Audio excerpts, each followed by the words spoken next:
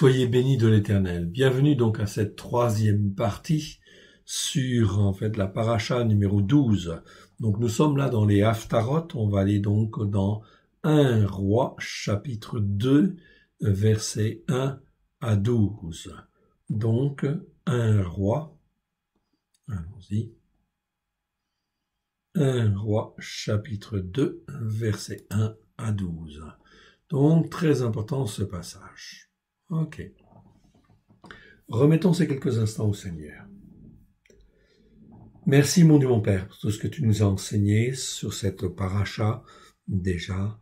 Nous te rendons grâce dans le précieux nom de Yeshua. Merci Seigneur. Nous te rendons grâce. Nous voici Seigneur devant toi, corps, âme et esprit, afin que tu nous façonnes et nous instruises à la gloire de ton saint nom. Nous te rendons grâce dans le précieux nom de Yeshua et dans ta main bienfaisante. Merci Seigneur, c'est toi que nous voulons écouter. Nous te rendons grâce. Merci de nous façonner, former à la gloire de ton saint nom, comme toi tu le veux, afin que nous puissions être un peuple pour te servir, faire ta volonté à la gloire de ton saint nom. Alléluia. Amen. Soyez bénis de l'Éternel dans le précieux nom de Yeshua. Bienvenue à l'école de Yeshua. Donc ici, nous avons vu dans les deux premières vidéos la bénédiction que Dieu donna, ici, au travers de Yaakov à Yosef. Donc la promesse faite à Abraham, Isaac et Yaakov, donc Dieu a fait des promesses.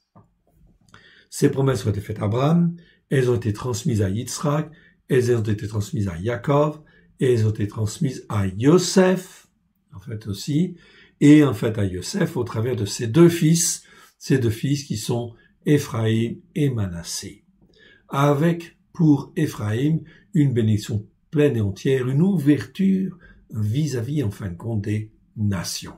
Donc, c'est donc très, très important, ici.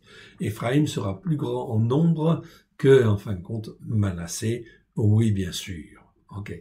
Donc, ça, c'est très, très important. Donc, tous les croyants des nations, lorsque Christ a tout accompli à la croix il y a 2000 ans, c'est pour se faire un peuple parmi les nations. Et tous ceux qui croient sont rachetés par l'Éternel au travers de Christ Yeshua, afin d'être greffés sur la racine d'Israël, d'être adoptés et de faire partie de la tribu d'Éphraïm. C'est donc très important, car ceci n'est jamais enseigné. Au lieu d'être enseigné, on fait toutes sortes de fausses doctrines, dont tous les enseignements sur, la théologie catholique, protestante ou évangélique, ou n'importe quelle autre dénomination, dès lors que l'on ne t'enseigne pas que tu es greffé sur Israël au travers de la bénédiction donnée à Éphraïm, ça pose un problème.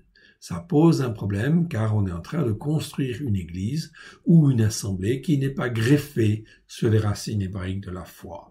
Or, le but de Dieu est clairement exprimé là, et il faut être zélé dans ce sens-là. Pourquoi? Tout simplement pour que la bénédiction vienne. Sinon, la bénédiction ne peut pas venir en abondance. Elle peut venir ponctuellement parce que Dieu est bon et il va toujours faire les choses pour essayer d'avoir, s'il ne peut pas avoir dans cette génération-là, il l'aura dans la génération suivante, mais toujours Dieu veut se faire un peuple sur la terre, un peuple composé de juifs et de non-juifs qui soit greffé sur la foi d'Abraham, de Yitzhak, de Yaakov, de Yosef, aussi, et d'Éphraïm ou de Manassé, selon, le cas. Ici. C'est très important.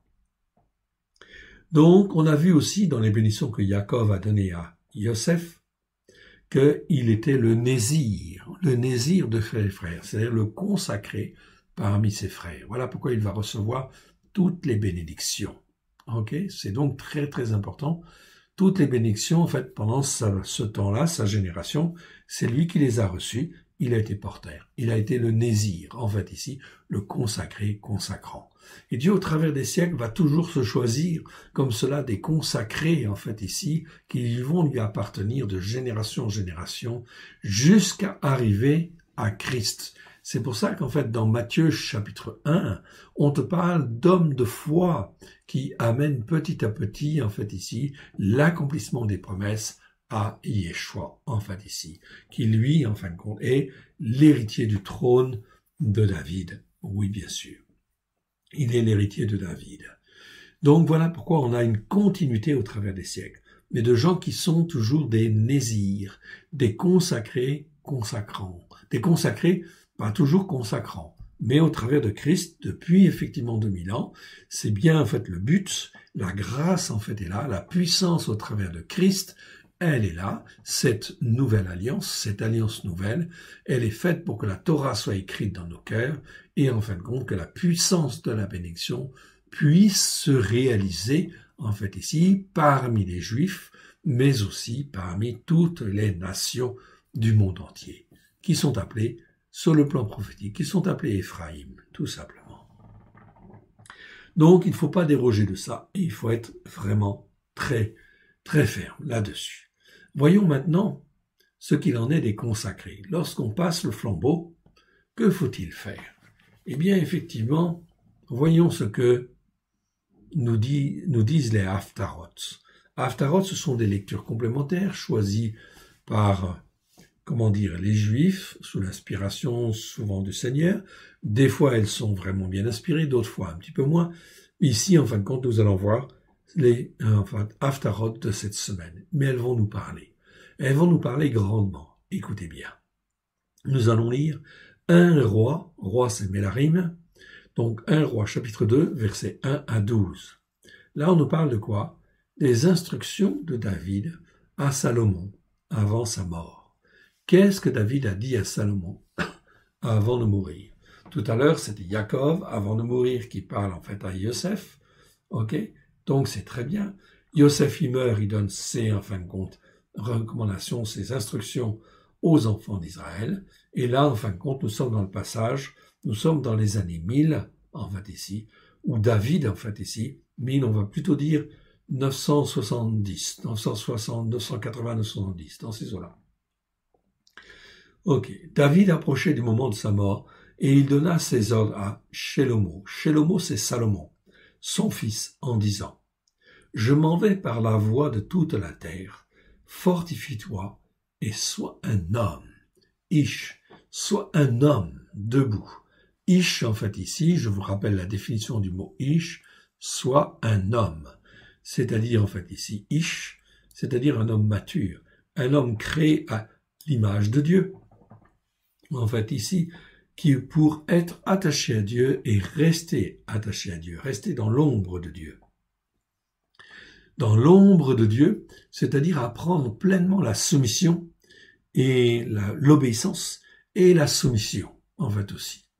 Donc, c'est ce que Salomon va faire dans un premier temps, en fait, de sa vie. Il va rester, en fait, très attaché à Dieu et la bénédiction va être grandiose, grandiose. Ok. C'est pour ça qu'on va écouter, en fait, David. Qu'est-ce que David dit à son fils Salomon? Cela nous intéresse, parce que cela nous instruit sur ce que nous devons être, en fait, nous-mêmes, si nous voulons, en fait, recevoir la bénédiction pleine et entière. Il n'y a pas eu de roi qui a été béni, en fait, ici, sur la terre, comme, en fait, Salomon a été béni.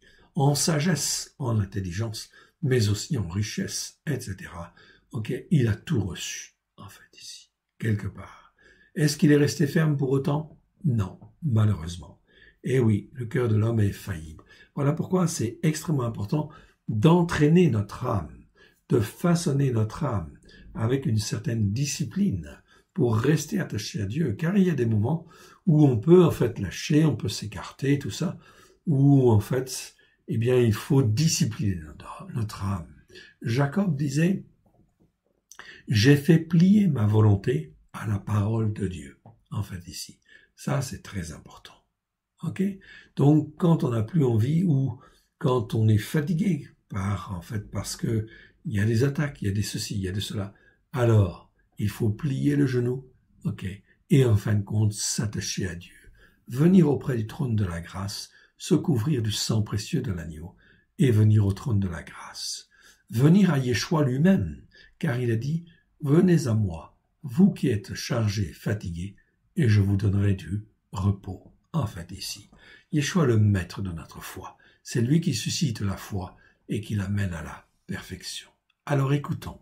Écoutons ce que David, en fait, ici dit à Salomon. Cela va nous instruire. Verset 3. Observe. Observe ici les obligations de l'Éternel, ton Elohim. Ici, en fin de compte, le mot, c'est mishmeret. C'est pas le mot commandement. Dans les traductions françaises, on dit en fait observe les commandements. Non, il s'agit pas ici de commandement. En fait, ici, commandement, c'est un autre mot. C'est en fait mitzvah, mitzvot. Ça veut dire commandement. Ici, c'est le mot mishmeret. Je vous le montre. Mishmeret, vous l'avez là. Ok. Observe. Observe quoi? Donc ça, c'est important. Ok. Mishmeret, en fait, ici, le mot, je l'agrandis pour que vous puissiez mieux le voir. Mishmeret. Mishmeret, c'est un mot qui existe 78 fois dans 69 versets. C'est un nom féminin. Et ça nous parle, en fin de compte, d'obligation, d'ordre, en fait, ici. Mais dans le sens, en fin de compte, plutôt de la charge ou de la fonction, en fait, ici. Dieu nous appelle, mon frère, ma sœur. Dès lors que tu donnes ton cœur et ta vie à Yeshua, tu fais partie, puisque tout est accompli à la croix, tu fais partie à l'instant où tu as fini de prononcer, en fait, ici, ta prière ou ton accord, eh bien, dès cet instant, tu appartiens au peuple de Dieu, tu es adopté. Que tu sois juif ou non juif, au travers de Christ, si tu es juif, tu es regreffé sur la racine, ok, ici, ok, d'Abraham, d'Israël et de Jacob. Si tu n'es pas juif, tu es adopté pour faire partie de la tribu d'Éphraïm. Donc tu deviens juif quelque part. C'est déjà accompli dans la tête de Dieu, dans le plan de Dieu. Mais bien sûr, tu ne l'as pas réalisé dans ta tête encore pleinement et dans ton cœur. Voilà pourquoi il faut passer un certain nombre d'épreuves, etc. Mais Dieu va te donner une charge, une fonction, en fait, ici. Et ta première charge, ta première fonction, c'est bien sûr, en fait, d'apprendre, d'écouter et de mettre en pratique. C'est en fait ici une charge, en fait ici, une fonction, mishmeret. C'est pour ça qu'en fait ici, on devrait aussi dire, et ce serait une bonne traduction, dire en fait, je diminue pour que tout en fait paraisse à l'écran, observe mes charges, ou mes fonctions, ou le travail que je te donne, en fait ici, ok? Le travail que je te donne, ok? Observe le travail que je te donne, ok? Le travail de l'Éternel, ton Elohim. En faisant quoi? Eh bien, en marchant dans ses voies. Oui, bien sûr. Là, c'est le mot derrière. Donc, en marchant dans ses voies, pas à côté, dans ses voies qui sont décrites dans la Torah. Oui. En gardant ses règles. C'est-à-dire ici, on va parler de ruka. En fait, ici, c'est le mot règle. Toutes les règles qui sont écrites dans la Torah, eh bien, tu dois apprendre à les respecter. Est-ce que tu les connais au début? Non. Ok. En fait, est-ce que tu connais, en fin de compte, tu connais les fêtes de l'Éternel? Non. Donc, il te faut les découvrir et il te faut les mettre en pratique, bien évidemment. En fait, ici, ça fait partie des règles. Ces commandements-là, on va vraiment avoir le mot mitzvah.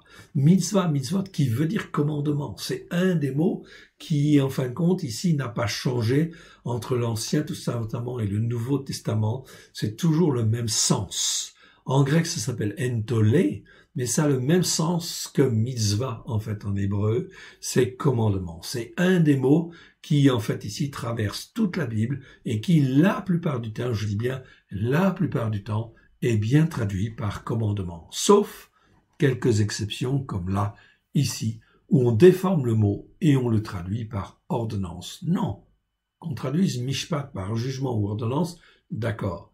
Mais mitzvah, non. Mitzvah, c'est un commandement. Comme, par exemple, le 4e commandement, observe le Shabbat, en fait ici, pour le sanctifier, le mettre à part. Ça, c'est un commandement, en fait ici. Ok? C'est bien sûr une obligation, ça fait partie de ce que tu dois faire. Pourquoi? Parce que ça va servir, ça va t'aider, te former, te façonner, mais ça va servir de témoignage, en fait, aux autres. Tu n'appartiens pas à la théologie du remplacement. Tu ne fais pas le dimanche. Donc, tu n'es pas, en fin de compte, dans l'idolâtrie. Donc, tu n'appartiens pas à autre, en fait, une autre personne, à un autre Dieu. Tu appartiens à Dieu. Quand tu fais le Shabbat, eh bien, en fait, tu apprends à faire le Shabbat. Eh bien, c'est très bien. Parce que Dieu, en fin de compte, dit que le Shabbat, c'est un signe d'alliance entre nous et lui, en fait, ici. Entre chacun de nous et lui. C'est donc très important, fondamental. Bien sûr, on ne sait pas tout aujourd'hui, au début, quand on commence. Alors, en fait, ici, la grâce est là. L'amour de Dieu, l'amour de Christ est là. La grâce est là. La longanimité de Christ est là pour pardonner nos erreurs, nos manquements et nos faiblesses. Mais nous devons apprendre afin de façonner notre âme. Car si notre âme n'est pas façonnée, si notre cœur n'est pas façonné, alors on va faire quoi? N'importe quoi. On ne sera jamais un Nésir, on ne sera jamais encore moins un nazoréen, parce qu'on n'aura pas été formé, façonné. Ensuite, on te parle en fait ici de jugement. Donc je viens en fait sur ces deux mots. Ruka en fait ici, vous l'avez ici, je vous le montre. Ici c'est Ruka. Ruka, ça veut dire en fait qu'on ne sait pas traduire par loi. Loi c'est roc. Donc on va utiliser un autre mot français pour dire en fait des règles que Dieu a instituées ou des règles que toi tu t'institues. Parce que tu veux rester ferme, attaché à Dieu, tu vas te discipliner, donc tu vas mettre des règles. Et ça, c'est très bien. Le tout, c'est que ces règles n'étouffent pas ta foi. Ça, c'est très important. Attention. Ok. Donc, trop de règles, ça étouffe. Mais des règles, c'est nécessaire. Ok. C'est comme le permis de conduire. Tu as besoin d'un code de la route pour conduire sur la route. Sinon, ce serait le chaos. Ça va de soi. Donc, les règles sont nécessaires. Elles sont nécessaires, elles sont utiles. Elles sont absolument nécessaires pour, en fin de compte, apprendre à marcher bien devant Dieu. Donc il y a des lois, des règles que nous devons mettre en place, que Dieu nous donne, mais que nous-mêmes nous devons mettre en place dans nos cœurs, dans nos vies, dans nos familles, afin, en fin de compte, que les choses se passent bien évidemment, des règles. Mitzvah, mitzvot, c'est le mot que je vous ai dit, c'est traduit toujours par, normalement, commandement. C'est un mot qui existe 181 fois dans 177 versets. On traduit souvent ça par commandement, parfois ordre, mais c'est toujours en fait ici, vaut mieux garder commandement. Nombre 15, 39. Vous vous souviendrez de tous les commandements de l'Éternel pour les mettre en pratique. Dans la Brit Hadasha, Alliance renouvelée, le mot grec pour commandement est entolé. Et nous avons une correspondance exacte entre le mot hébreu, mitzvah, et le mot grec entolé, qui veulent dire exactement la même chose. Commandement. Or, Yeshua les utilise et résume notamment en disant que toute la Torah et les prophètes dépendent essentiellement de deux commandements principaux qu'il nous donne dans Matthieu 22, versets 36 à 40. Maître, quel est le plus grand commandement de la loi, de la Torah? Yeshua leur répondit, tu aimeras le Seigneur ton Dieu de tout ton cœur, de toute ton âme et de toute ta pensée. Mais Yeshua dit penser ici, dit en fait ici ta capacité à réfléchir. Déjà, très important. C'est là le premier commandement et le plus grand des commandements. Et voici le second qui lui est semblable. Tu aimeras ton prochain comme toi-même. De ces deux commandements, dépendent toute la Torah et les prophètes. Et oui, donc c'est Yeshua résume en fait là. Donc ça veut dire qu'il faut que tu fasses marcher tes ménages. Ici, tes ménages, ta pensée, en fait ici, ta capacité, je préfère dire capacité à réfléchir. Et Dianaya, c'est la capacité à réfléchir dans le but de saisir, l'idée principale d'un mot ou d'un verset, afin que ta compréhension soit améliorée, en fait, ici. C'est donc très important, fondamental. Et Paulos va dire dans Timothée que toute l'écriture, pas seulement une partie, toute l'écriture est bonne pour instruire, façonner, corriger, etc. Et amener l'homme, en fait, à la stature parfaite. À être vraiment en fait un homme. Luc chapitre 1 verset 6, il est dit en fait dans les Écritures, Zacharie et Élisabeth, les parents de Jean le Baptiste, en fait il est dit, ils étaient tous deux justes, étant justes devant Dieu, observant d'une manière irréprochable tous les commandements et toutes les ordonnances du Seigneur. Voilà donc en fait aussi là des modèles. On voit donc en fait ici quelque chose de très intéressant. Comment tu peux être un consacré? Eh bien, en obéissant. La réponse, elle est claire et elle est simple. Apprendre à obéir. Faire plier son cœur, son âme, son esprit à Dieu, à sa parole. Comme Job le disait, j'ai fait plier ma volonté à la parole de Dieu. Donc, en gardant ces règles, Donc ici, on a une recommandation de David. En gardant ses règles, en gardant ses commandements, en gardant ses jugements, mishpat. Ici, c'est la manière de juger de Dieu. En fait, ici, quand Dieu dit que ceci c'est mal, tu dois apprendre à dire que ça c'est mal. Quand Dieu dit que ça c'est bien, tu dois dire ça c'est bien. Tu dois apprendre à modeler tes jugements sur en fait les jugements de Dieu. Pourquoi? Parce que cela t'apprend à discerner. C'est comme quand tu vas à l'école. Ok? Tu apprends les méthodes. En fait, ici, tu ne donnes pas tes méthodes tout de suite. Tu apprends les méthodes. Une fois que tu les as digérées, une fois que tu les as expérimentées, tu pourras en fin de compte créer, en fait ici, des méthodes complémentaires.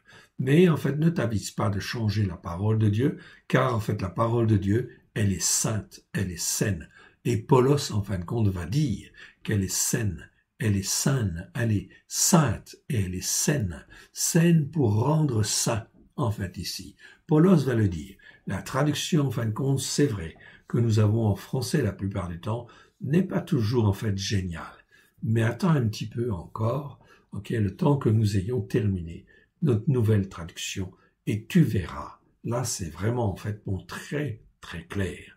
Dieu est venu au travers de Christ, en fait ici, tout accomplir, afin que tous les hommes, qu'ils soient juifs ou non juifs, puissent être instruits, façonnés à la gloire de l'Éternel, puissent recevoir une bénédiction tu peux pas t'imaginer, grandiose, à déborder, car Dieu, c'est le Dieu de la vie, c'est El Shaddai.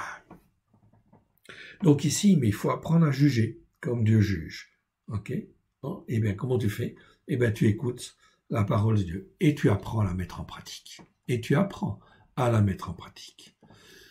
Et ces témoignages, et oui, ici encore un mot qui est déformé. Ça, c'est un des mots les plus déformés. C'est le mot, en fait, édoute. Édoute, en fait, ici, c'est traduit par précepte. C'est le mot, en fait, ici, que l'on a ici. Édoute. Vous l'avez, en fait, ici, sur les 2 pages, en fait, ici. Bon, j'ai pas tout mis, mais j'ai quelques versets, en fait, ici. Ok. Le pluriel, c'est édot ou édéot. Ok. C'est un mot qui existe 59 fois dans 57 versets. Ce mot-là, en fait, ça parle toujours de témoignage. Ok. Mais témoignage, c'est la même racine que le mot Eda. Mais le mot Eda, ok, oui, même mot que Eda. Témoignage. Mais beaucoup plus dans le sens, en fait, bon, des lois, des ordonnances, ok, qui sont établies pour être, en fait, bon, des témoignages. C'est ça. Donc, quand tu fais le Shabbat, en réalité, qu'est-ce que c'est? Eh bien, tu es en train de témoigner. Témoigner, en fin de compte, aussi aux autres que la parole de Dieu, elle est la vérité. Et qu'elle est saine, elle est sainte, elle forme, elle façonne, etc. Donc, en faisant le Shabbat, tu fais un témoignage. Donc, tu gardes le témoignage de Dieu. Puisque Dieu dit de faire le Shabbat, eh bien, tu fais le Shabbat. Que tu sois juif ou non juif. Car si tu es non juif, est-ce que tu dois faire le Shabbat et les fêtes de l'Éternel? La réponse est oui, mon frère, ma sœur. Parce que tu es adopté et tu deviens Éphraïm, donc tu deviens une tribu d'Israël. Donc, par voie de conséquence, tu dois écouter toute la Torah et la mettre en pratique. Oui, bien sûr, apprendre à la mettre en pratique dans la mesure de ta capacité à réfléchir et dans la mesure de ta compréhension. Oui, bien sûr.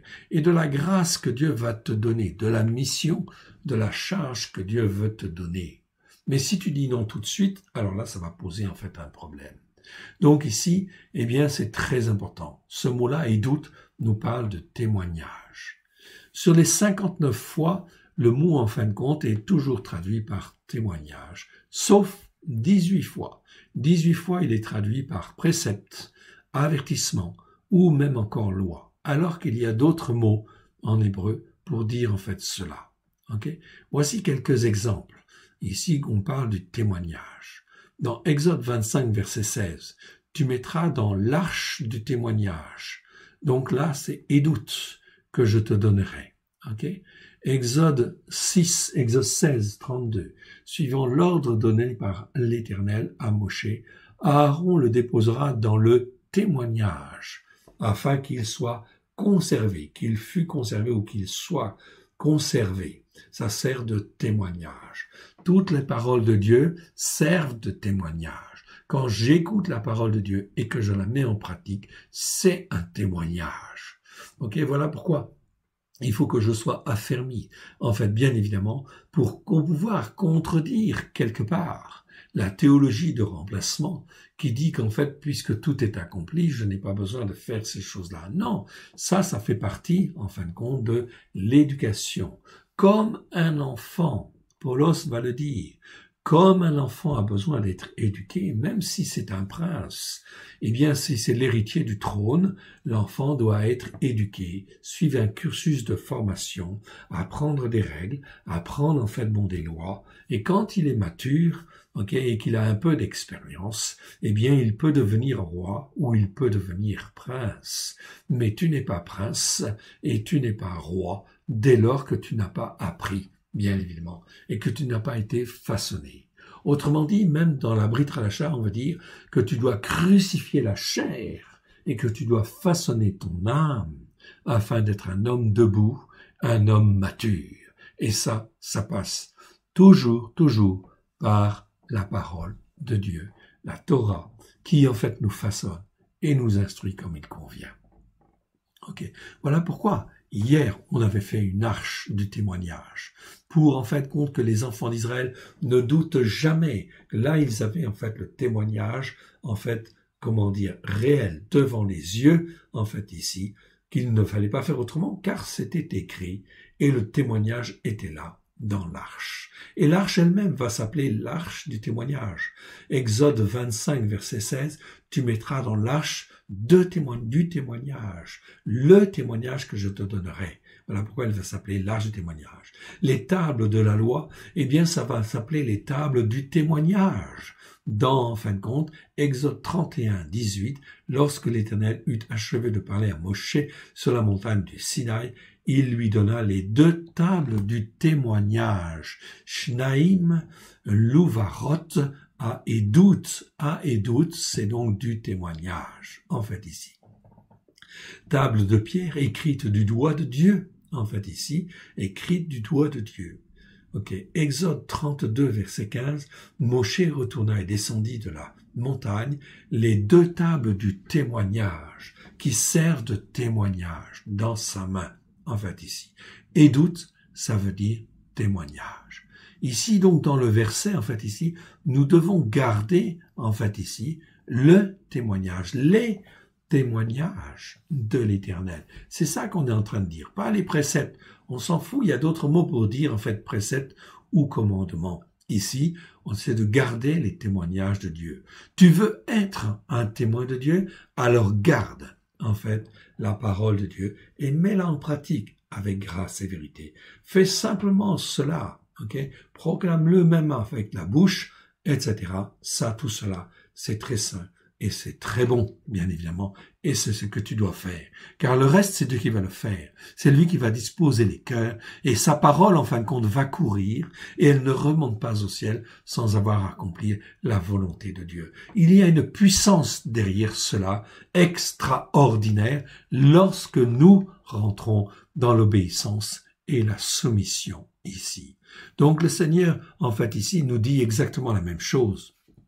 En fait ici, comme en fait ici David disait à son fils Salomon, observe les charges, les fonctions, le travail que je te donne, le travail de l'Éternel, ton Dieu, en marchant dans ses voies, selon ce qui est écrit dans la Torah de Moshe, afin que tu réussisses, donc afin que tu réussisses, dans tout ce que tu feras, partout où tu te tourneras. Donc il y a bien une condition en fait ici, en fait, sine qua non. Comme cela, je peux devenir un nésir, un consacré parmi mes frères, bien évidemment, en fait ici. Afin que l'Éternel accomplisse cette parole qu'il a prononcée sur moi, si tes fils prennent garde à leur voie, en marchant avec vérité, c'est pas fidélité ici, c'est le mot émet, avec vérité devant moi, de tout leur cœur, ok, c'est-à-dire de leur cœur physique, mais de leur émotion en fait ici, ok, de leurs sentiments, de toute leur âme. Tu ne manqueras jamais d'un successeur sur le trône d'Israël. voilà ce que Dieu dit à David, et voilà ce qu'il transmet en fait ici à Salomon, à Shelomo. Tu sais ce que fait Yoav, fils de Tsuya. C'est Tserouja, en fait, ici. Ce qu'il a fait à 2 chefs de l'armée d'Israël, à Avner, fils de Ner, et à Amasa, fils de Yéter. Il les a tués. Il a versé pendant le shalom le sang de la guerre, et il a mis le sang de la guerre sur la ceinture qu'il avait au rein et sur la chaussure qu'il avait au pied. Okay? Bien sûr, ce sont donc en fait Yoav, etc., c'était des chefs de l'armée. Okay? Mais en fait ici, ils se sont mal comportés. Ils ont assassiné, ils ont tué en fait ici Avner et Amasa, en fait ici. Donc ils n'avaient pas à le faire, évidemment. Verset 6, en fait ici, donc David dit à Salomon, tu agiras selon ta sagesse et tu ne laisseras pas ses cheveux blancs descendre en paix dans le séjour des morts, parce qu'il faut que justice soit faite.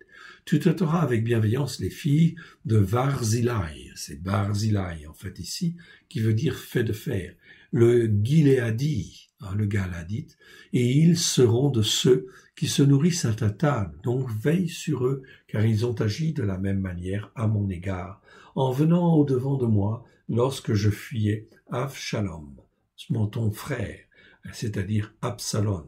Absalom qui peut être écrit de différentes manières en fait aussi. Ok, Avshalom, en fait ici en écriture pleine, ou écriture en fait ici contractée. Pas de commentaires pour le moment là-dessus, mais c'est très important.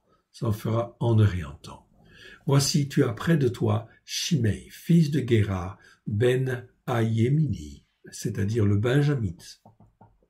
Et Barurim, c'est Barshurim, il a prononcé contre moi des malédictions qui sont violentes. Le jour où j'allais à Maranaïm, mais il descendit à ma rencontre vers le Yarden, et je lui jurai par l'Éternel en disant, je ne te ferai point mourir par l'épée. Donc, en fait, ici, David a accordé une clémence, une miséricorde, en fait, ici.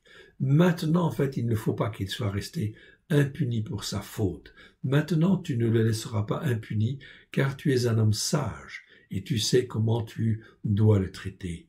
Tu feras descendre ensanglantés ses cheveux blancs dans le séjour des morts, parce qu'il doit y avoir un jugement, en fait, aussi, vis-à-vis de lui. David se coucha avec ses pères, et il fut enterré dans la ville de David. Le temps que David régna sur Israël fut de 40 ans. À Révron, il régna 7 ans, et à Yerushalayim, il régna 33 ans. Shelomo s'assit sur le trône de David, son père, et son règne fut, très affermi. Ici, en fin de compte, très affermi, pas simplement affermi. Et il n'y a pas un homme qui a été plus béni que Shelomo. Il a reçu, en fin de compte, richesse, honneur et gloire, sagesse et intelligence. Pourquoi? Parce qu'en fin de compte, il savait se soumettre, il savait obéir et il savait se soumettre. Et dans tout ce qu'il avait à faire devant Dieu, il a observé en fin de compte toutes les obligations, tout ce qu'il avait, toute sa charge en fait ici, il l'a bien faite devant l'Éternel. Et il a gardé en fin de compte, en marchant dans les voies de l'Éternel, en gardant ses règles, ses commandements, ses jugements, ses témoignages, comme c'est écrit dans la Torah de Moshe. Voilà comment on est un nésir, c'est-à-dire un consacré parmi ses frères.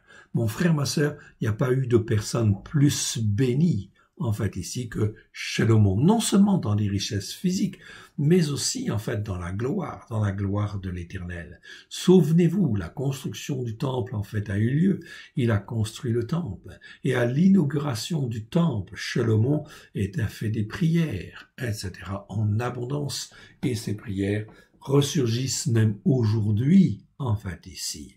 Car il dit dans une de ses prières, quand un étranger viendra à Jérusalem, à ton temple, faire une prière, en fait, ô Dieu très haut, eh bien, puisses-tu l'exaucer, afin qu'il sache qu'il y a un Dieu tout-puissant en fait en Israël. Ces prières sont faites ainsi aujourd'hui. Si on va à Jérusalem, au mur des lamentations, il y a encore des pierres, en fait ici, qui datent du temple de Salomon, en fait ici. Ainsi, c'est une réalité. Si on a le déplacement, on n'est pas obligé systématiquement de se déplacer, mais si on a l'occasion de le faire, c'est en fait ici quelque chose de glorieux. Et la prière de Salomon trouve son effet, bien évidemment. Lorsqu'il a inauguré le temple, la bénédiction spirituelle était tellement grande, la puissance du Saint-Esprit était tellement forte que les sacrificateurs étaient obligés de sortir du temple. Est-ce que tu as déjà vu quelque chose de comme ça?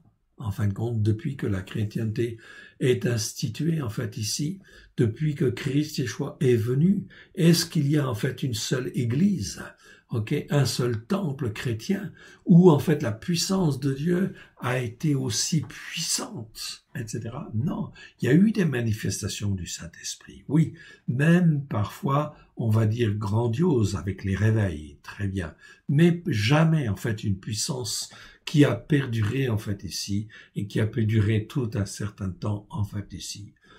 Non, ça n'existe pas. Pourquoi? À cause de la désobéissance des hommes. Et parce que le Saint-Esprit se retire.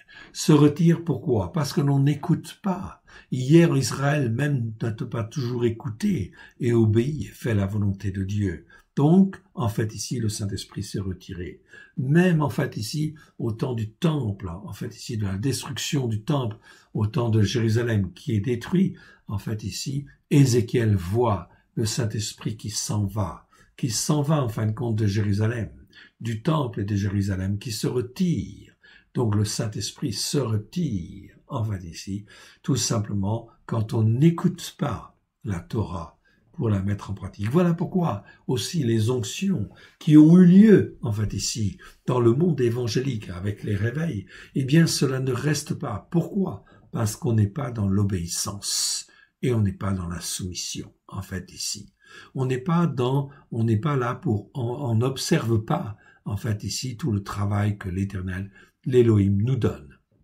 Et on ne marche pas dans ses voies, dans ses règles, ses commandements, ses jugements, et ses témoignages. Ça, c'est très important. C'est une belle leçon.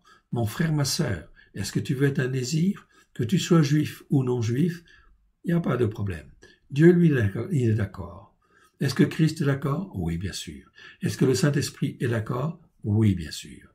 Dieu cherche des cœurs. Dieu cherche des âmes afin de les instruire et de les façonner. Ça ne va pas venir comme ça du jour au lendemain.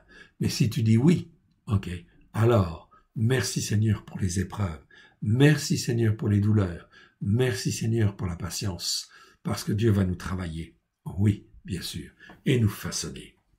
Et ça prend du temps, et ça veut dire qu'il faut y avoir beaucoup de courage. Il n'y a que comme ça qu'on peut être un nésir, parce qu'on a été forgé dans la fournaise, oui, bien sûr, comme le forgeron forme le fer, et bien de la même manière, nous devons être mis dans le feu de la fournaise afin d'être façonnés, afin d'être instruits, en fait ici, comme Dieu le veut, façonnés, modelés comme lui, en fait, le veut, à la gloire de son saint nom. Nous avons, en fait, ici, un exemple avec David. Allons à un autre passage. Allons maintenant dans 2 Rois, chapitre 13, versets 14 à 25. Écoutez bien. C'est très, très, très instructif. Donc ici, on va dans 2 Rois, chapitre 13, versets 14 à 25. 14 à 25, qu'est-ce que cela nous dit? C'est un passage, en fait, avec Élisée. Élisée, c'est Élisha. Qu'est-ce que nous dit, en fait, Élisée ici? Qu'est-ce qu'on apprend au travers d'Élisée? Même chose, un témoignage. Élisée va mourir. Comme Yaakov est mort, en fait, ici, il vient donner des instructions. Yosef meurt, il donne des instructions. David, en fait, meurt, il donne des instructions pour la suite. Élisée, en fait, meurt, il va donner des instructions. Élisha était atteint de la maladie dont il mourut. Et pourtant, c'était un prophète de Dieu qui a une puissance extraordinaire. Et il a été touché par la maladie. Pourquoi? Parce que Dieu l'a permis, parce que c'était son temps de mourir. C'était fini le temps, en fait, d'agir pour Élisha. en fait ici, Élisée, était atteint de la maladie dont il mourut. Ok, donc on précise ça. Ça montre la souveraineté de Dieu. Est-ce qu'en fin de compte, Élisée en a voulu à Dieu? Non. Ok. Est-ce que ça lui posait un problème? Non. Il était entièrement soumis, entièrement obéissant à l'Éternel, entièrement soumis. Était atteint de la maladie dont il mourut. Et Joach c'est Joas, roi d'Israël. Attention, parce qu'il y a aussi un Joas qui est un roi de Juda, hein, mais ici c'est Joach, le roi d'Israël, descendit vers lui, pleura sur son visage, et il dit, mon père, char d'Israël et sa cavalerie. Donc apparemment, ce roi, en fin de compte, était, comment dire, bien disposé vis-à-vis, en fin de compte, d'Élisha, et il l'appelait mon père spirituel, mon père, en fait ici, char d'Israël, puissance d'Israël, si vous voulez, et sa cavalerie, en fait ici, au travers d'Élisée, tout venait, les anges, en fait, venaient, tout était là, en fait ici. Donc, la reconnaissance de ce roi d'Israël était bonne. On peut penser qu'il avait un bon niveau de foi, en fait aussi quelque part. Un niveau de foi, ok, un certain niveau de foi. Élisha lui dit, prends un arc et des flèches. Donc Israël était opprimé, bien sûr, par les Syriens, en fait ici, parce qu'ils n'avaient pas écouté, en fait ici, pour mettre en pratique la parole de Dieu, comme en fait cela avait été demandé. Résultat des courses, oppression, en fait ici, de l'ennemi. Oui, bien sûr, tout ça sont des principes. Tout ça sont des principes. L'oppression, Dieu le permet. Pourquoi? Parce qu'il veut nous apprendre toujours l'obéissance et la soumission. Si, en fin de compte, je me rends obéissant et je me rends soumis, bien sûr que je vais avoir des épreuves, mais Dieu va être là, il va m'aider. Et ce sera moins difficile, en fait, ici. Mais si, par contre, j'ai de la rancune, de l'amertume, etc., ou de l'orgueil dans mon cœur, alors là, Dieu le sonde le cœur, sonde les reins. Ok. Et là, en fin de compte, eh bien, il va travailler ça. Donc, Élisée va donner des recommandations à Joach, Joas, pour qu'il puisse être délivré, en fait, ici, selon la grâce de Dieu. Et Élisha dit au roi d'Israël, bande ton arc avec ta main. Et quand il l'eut bandé de sa main, Élisha mit ses mains sur les mains du roi. Donc, le roi, il fait comme ça. Et en fin de compte, Élisée, il part derrière, il met ses mains sur les mains, en fin de compte, du roi, pour que l'onction, en fin de compte, qu'il a, puisse être, en fait, puissante. Ok? C'est prophétique. C'est pas seulement un geste physique. C'est parce qu'il y a une onction, en fait, exceptionnelle sur Élisha. Et Élisha fait comme ça pour encourager, en fait, le roi. Et parce que Dieu lui a montré de faire comme cela. Je vous rappelle, en fait, ici, Élisha, s'il le fait, c'est parce que Dieu lui a montré. Il est dans une obéissance totale et une soumission totale à l'onction de Dieu, en fait, à l'obéissance à l'Éternel. C'est ça que je vous montre, en fait, ici, c'est comment être un nésir, en fait, ici. C'est-à-dire un consacré pour Dieu. Ça passe par l'obéissance et la soumission à l'Éternel Dieu. Ok. Verset 17, et il dit, ouvre la fenêtre à l'Orient, donc tu te places vers l'Orient, ok, et il l'ouvrit, ok, il dit, ouvre la fenêtre à l'Orient, et il l'ouvrit, donc en fait ici le roi était obéissant, en fait ici, obéissant, il l'ouvre, en fait ici, Élisha dit, tire, et il tira, ok, et il tira, ok. Donc ici, c'était la puissance, en fait, ici, avec les mains, en fait, bon, d'Élisha, en fait, ici. Élisha dit, c'est une flèche de victoire. Donc Élisha dit, ensuite, ici, c'est pas une flèche de délivrance, non, c'est une flèche de victoire. Téchoua, en fait, ici, de la part de l'Éternel. Le mot téchoua, en fait, ici, est très important. C'est le mot Yeshua, mais c'est la même chose que le mot Yeshua. Mais au lieu de commencer par un yod, ça commence par un tav. Ça veut dire, en fin de compte, c'est la délivrance accomplie, ou la victoire, en fait, ici, ou l'accomplissement, en fait, ici, du salut plein et entier ou de la délivrance. Mais c'est plutôt, en fin de compte, ici, toujours une victoire ou une réalisation pleine et entière. Ce mot n'est pas très bien traduit. en fait, ici, malheureusement. Vous en avez là tout un certain nombre d'exemplaires, tout un certain nombre de versets, pardon. Ce mot-là existe 34 fois dans 32 versets et il est très précieux. Car dans nos Bibles, eh bien, chaque fois que vous avez, en fait, ici, ce mot-là, il faut le changer, il faut, au lieu de dire, ça, des fois c'est traduit par secours, ou délivrance, ou salut, ou victoire, c'est des fois. Ok, mais c'est rare. Mais ça veut dire victoire. Ok, donc à chaque fois, je vous suggère dans ces versets de corriger en fait ici le mot et de mettre en fait victoire à la place.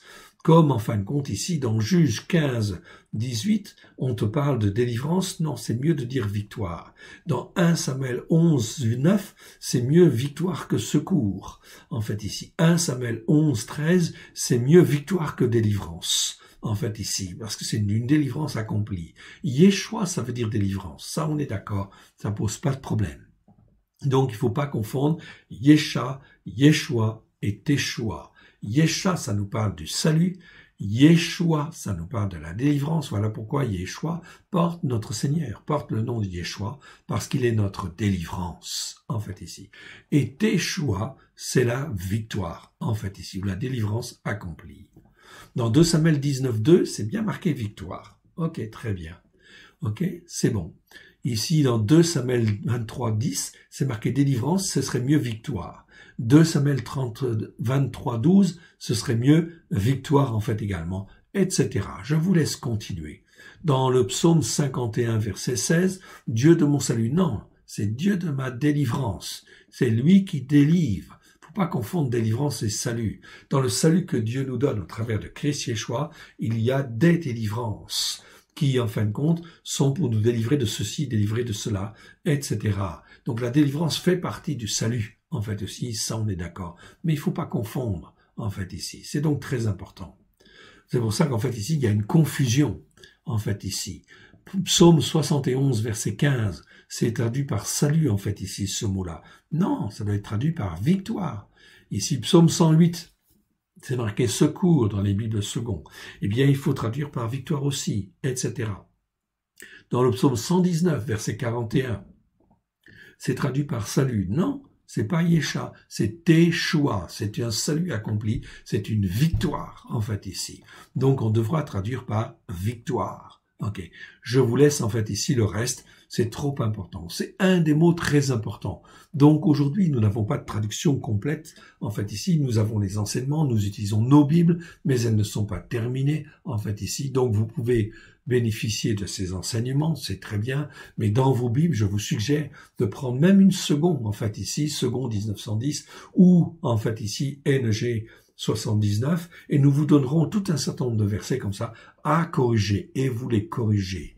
Corrigez-les, en fait, ici. Cela montrera à l'Éternel Dieu que vous cherchez en réalité la vérité, que vous, en fin de compte, essayez de saisir, en fait, ici, la signification principale d'un mot ou d'un verset. Ça, c'est très important. Et que vous voulez aller dans ce sens-là, alors le Seigneur, en fait, va vous bénir.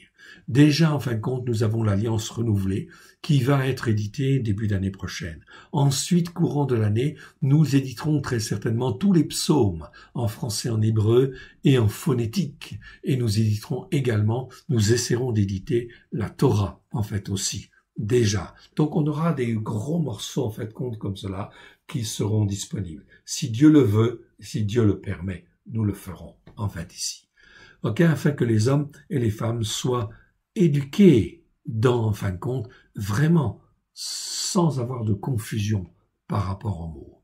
Donc ici, voyez ce qui se passe. C'est une flèche. Elisha dit, en fait, à Joas.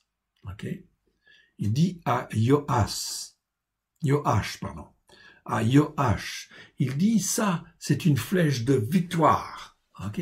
Une flèche de victoire contre Aram, c'est-à-dire contre la Syrie ou contre les Syriens. En fait, ici, en hébreu, c'est marqué Aram. Donc, on va mettre dans le texte contre Aram.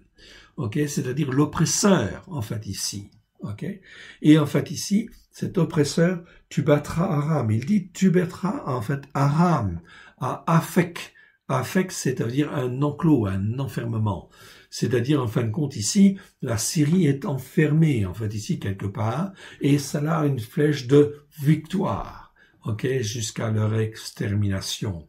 Jusqu'à leur extermination, en fait, ici.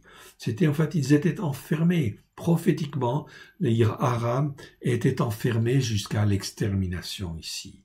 Élisha dit encore à Joach, prends les flèches, ok, et il les prie, ok, donc il est dans l'obéissance et il est dans la soumission. Élisha dit au roi, en fait, d'Israël, frappe contre terre, ok, donc frappe contre terre.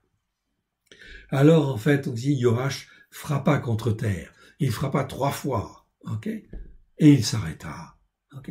En fait, c'est pas ça qu'il aurait dû faire. Et l'homme de Elohim, ici l'homme de Elohim, va s'irriter contre lui. En fait, il lui dit, tu n'as rien compris, il fallait frapper 5 ou 6 fois, avec acharnement, pour montrer qu'il avait la foi, en fait, ici, dans ce que Dieu, en fait, ici, avait fait. Dieu avait ouvert une porte de délivrance, il lui avait donné la victoire. Fallait qu'il la saisisse, cette victoire, par la foi, en fait, ici. Alors, tu aurais battu Aram jusqu'à l'extermination, jusqu'à leur extermination. Maintenant, comme tu as frappé que 3 fois, ce sera pas jusqu'à l'extermination, mais tu vas récupérer 3 villes. C'est tout, en fait, ici. Vous voyez, mon frère, ma sœur, c'est extrêmement important, parce que nous avons été élevés dans la confusion, dans les théologies de remplacement. Donc notre foi, elle n'est pas formée. Comment nous pouvons saisir et comprendre une opportunité que l'Éternel, notre Dieu, notre Père nous offre si nous ne sommes pas formés et façonnés comme il convient? Voilà pourquoi je vous encourage à faire, en fait, ici, comme David le disait à Salomon, d'écouter, en fait, ici, ce que Dieu, en fait, ici, nous donne à faire, dès lors qu'on donne son cœur et sa vie à Yeshua, c'est d'être déjà un témoin pour lui. C'est déjà de montrer que l'on écoute la Torah et qu'on la met à la pratique, qu'on écoute les commandements de Dieu et qu'on apprend à juger comme Dieu juge. En fait, ici, cela doit servir de témoignage. Mon frère, ma sœur, est-ce que tu vas être zélé dans ce sens-là? Est-ce que tu vas taper, en fait, des flèches, en fait, ici, que Dieu te donne, car il te donne au travers de Christ Yeshua, il a tout accompli il y a 2000 ans, en fait, la porte est ouverte, c'est une porte de victoire, en fait, ici, pleine et entière, que Dieu te donne pour ta vie. Alors, qu'est-ce que tu vas faire? Est-ce que tu vas te contenter de quelques petites victoires, ou est-ce que tu veux vraiment, en fin de compte, une victoire pleine et entière de l'Éternel notre Dieu? Mon frère, ma sœur, c'est là un challenge. Comment tu vas marcher? Par la foi. Ok? Voilà pourquoi nous devons nous débarrasser de ces théologies de remplacement qui nous font, en fin de compte, réfléchir de travers. Regardez, en fait, ce qui est dit, écrit, en fait, à la suite. Élisha mourut et on l'enterra. Ok? L'année suivante, les troupes de Moabim pénétrèrent dans le pays. Et comme on enterrait un homme, voici, on aperçut une de ces troupes et l'on jeta l'homme dans le sépulcre d'Élisha.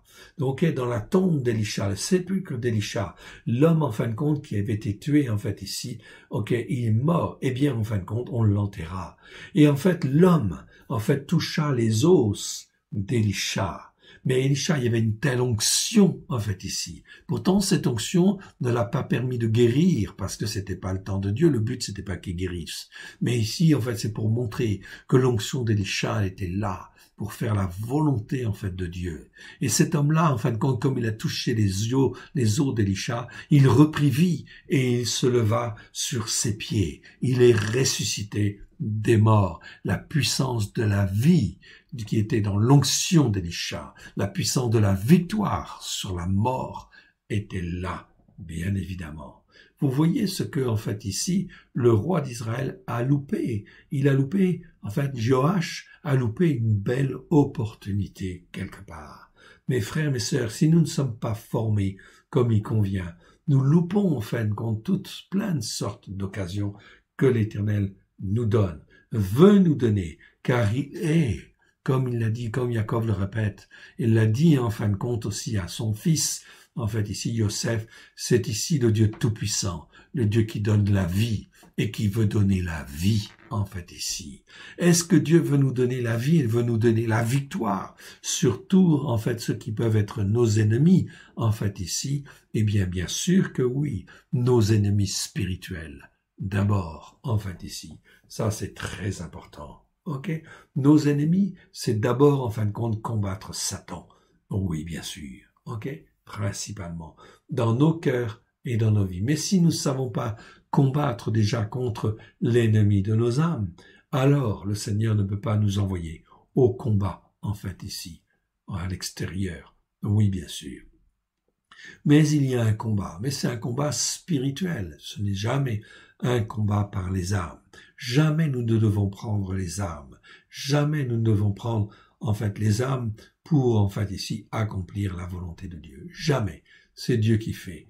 Dieu a dit dans Zacharie, ni par force, ni par puissance, mais par mon esprit. Zacharie, je crois, c'est chapitre 6, verset 4. Ok. Zeraria. Razaël. Razaël, c'est Hazaël, roi d'Aram, avait opprimé Israël pendant toute la vie de Joachaz. Mais l'Éternel leur fit miséricorde et eut compassion d'eux.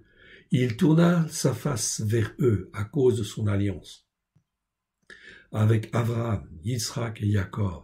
Les 10 tribus du Nord se comportaient mal, et qui est appelé Israël, en fait ici, eh bien se comportait mal devant l'Éternel. Voilà pourquoi l'ennemi était aux portes, en fait ici, et oppressé. Mais Dieu se souvenait des promesses faites à Abraham, Yitzhak et Jacob. Et Dieu dit en fait ici, malgré le péché d'Israël, malgré la désobéissance, malgré l'insoumission, en fait ici, Dieu ne voulait pas détruire. Il dit ici, il ne voulait pas les détruire. Et jusqu'à présent, il ne les a pas rejetés de sa face. Même encore ici, au temps de Joach, eh bien effectivement, en fait ici, Dieu n'avait pas encore rejeté Israël et n'avait pas l'intention de lâcher. Pourquoi ? Parce qu'il voulait bénir Israël et le rattraper, le ramener. C'est ça la volonté de Dieu. C'est ça la volonté de notre Dieu tout-puissant qui veut donner la vie. Voilà pourquoi au travers des églises, Dieu ne veut pas, en fait ici, que les églises meurent, que les pasteurs meurent, que les brebis, en fin de compte, meurent. Non, il veut les ramener, les sortir de la théologie du remplacement, les amener sur la montagne de Sion, afin qu'ils écoutent la Torah, pleine de grâce et de vérité, qu'ils écoutent les commandements, les jugements, etc. de Dieu pour les apprendre à les mettre en pratique, afin d'être formés et façonnés. Si, en fin de compte, la chrétienté avait fait ça, aujourd'hui ce serait la paix sur la terre. À cause, en fait, de la désobéissance, cela va conduire le monde, en fait, ici, à être sous la domination de l'Antichrist. Et cela vient. Donc, beaucoup de désordres vont venir. Tout cela, c'est le fruit du péché, à cause de la vérité. À cause du péché, la vérité sera jetée par terre. Verset 24. Razaël, qui était un roi cruel, dur. En fait, ici, c'est Hazaël. Son nom veut dire celui qui voit Dieu. Bon, il voyait pas vraiment Dieu, mais en réalité, c'est son nom. Roi d'Aram, c'est-à-dire roi de Syrie, mourut, et Ben-Hadad, son fils, régna à sa place. Ben-Hadad, en fait, c'est un fils qui fut encore aussi très difficile, très dur, très cruel. Joach, fils de Joachaz,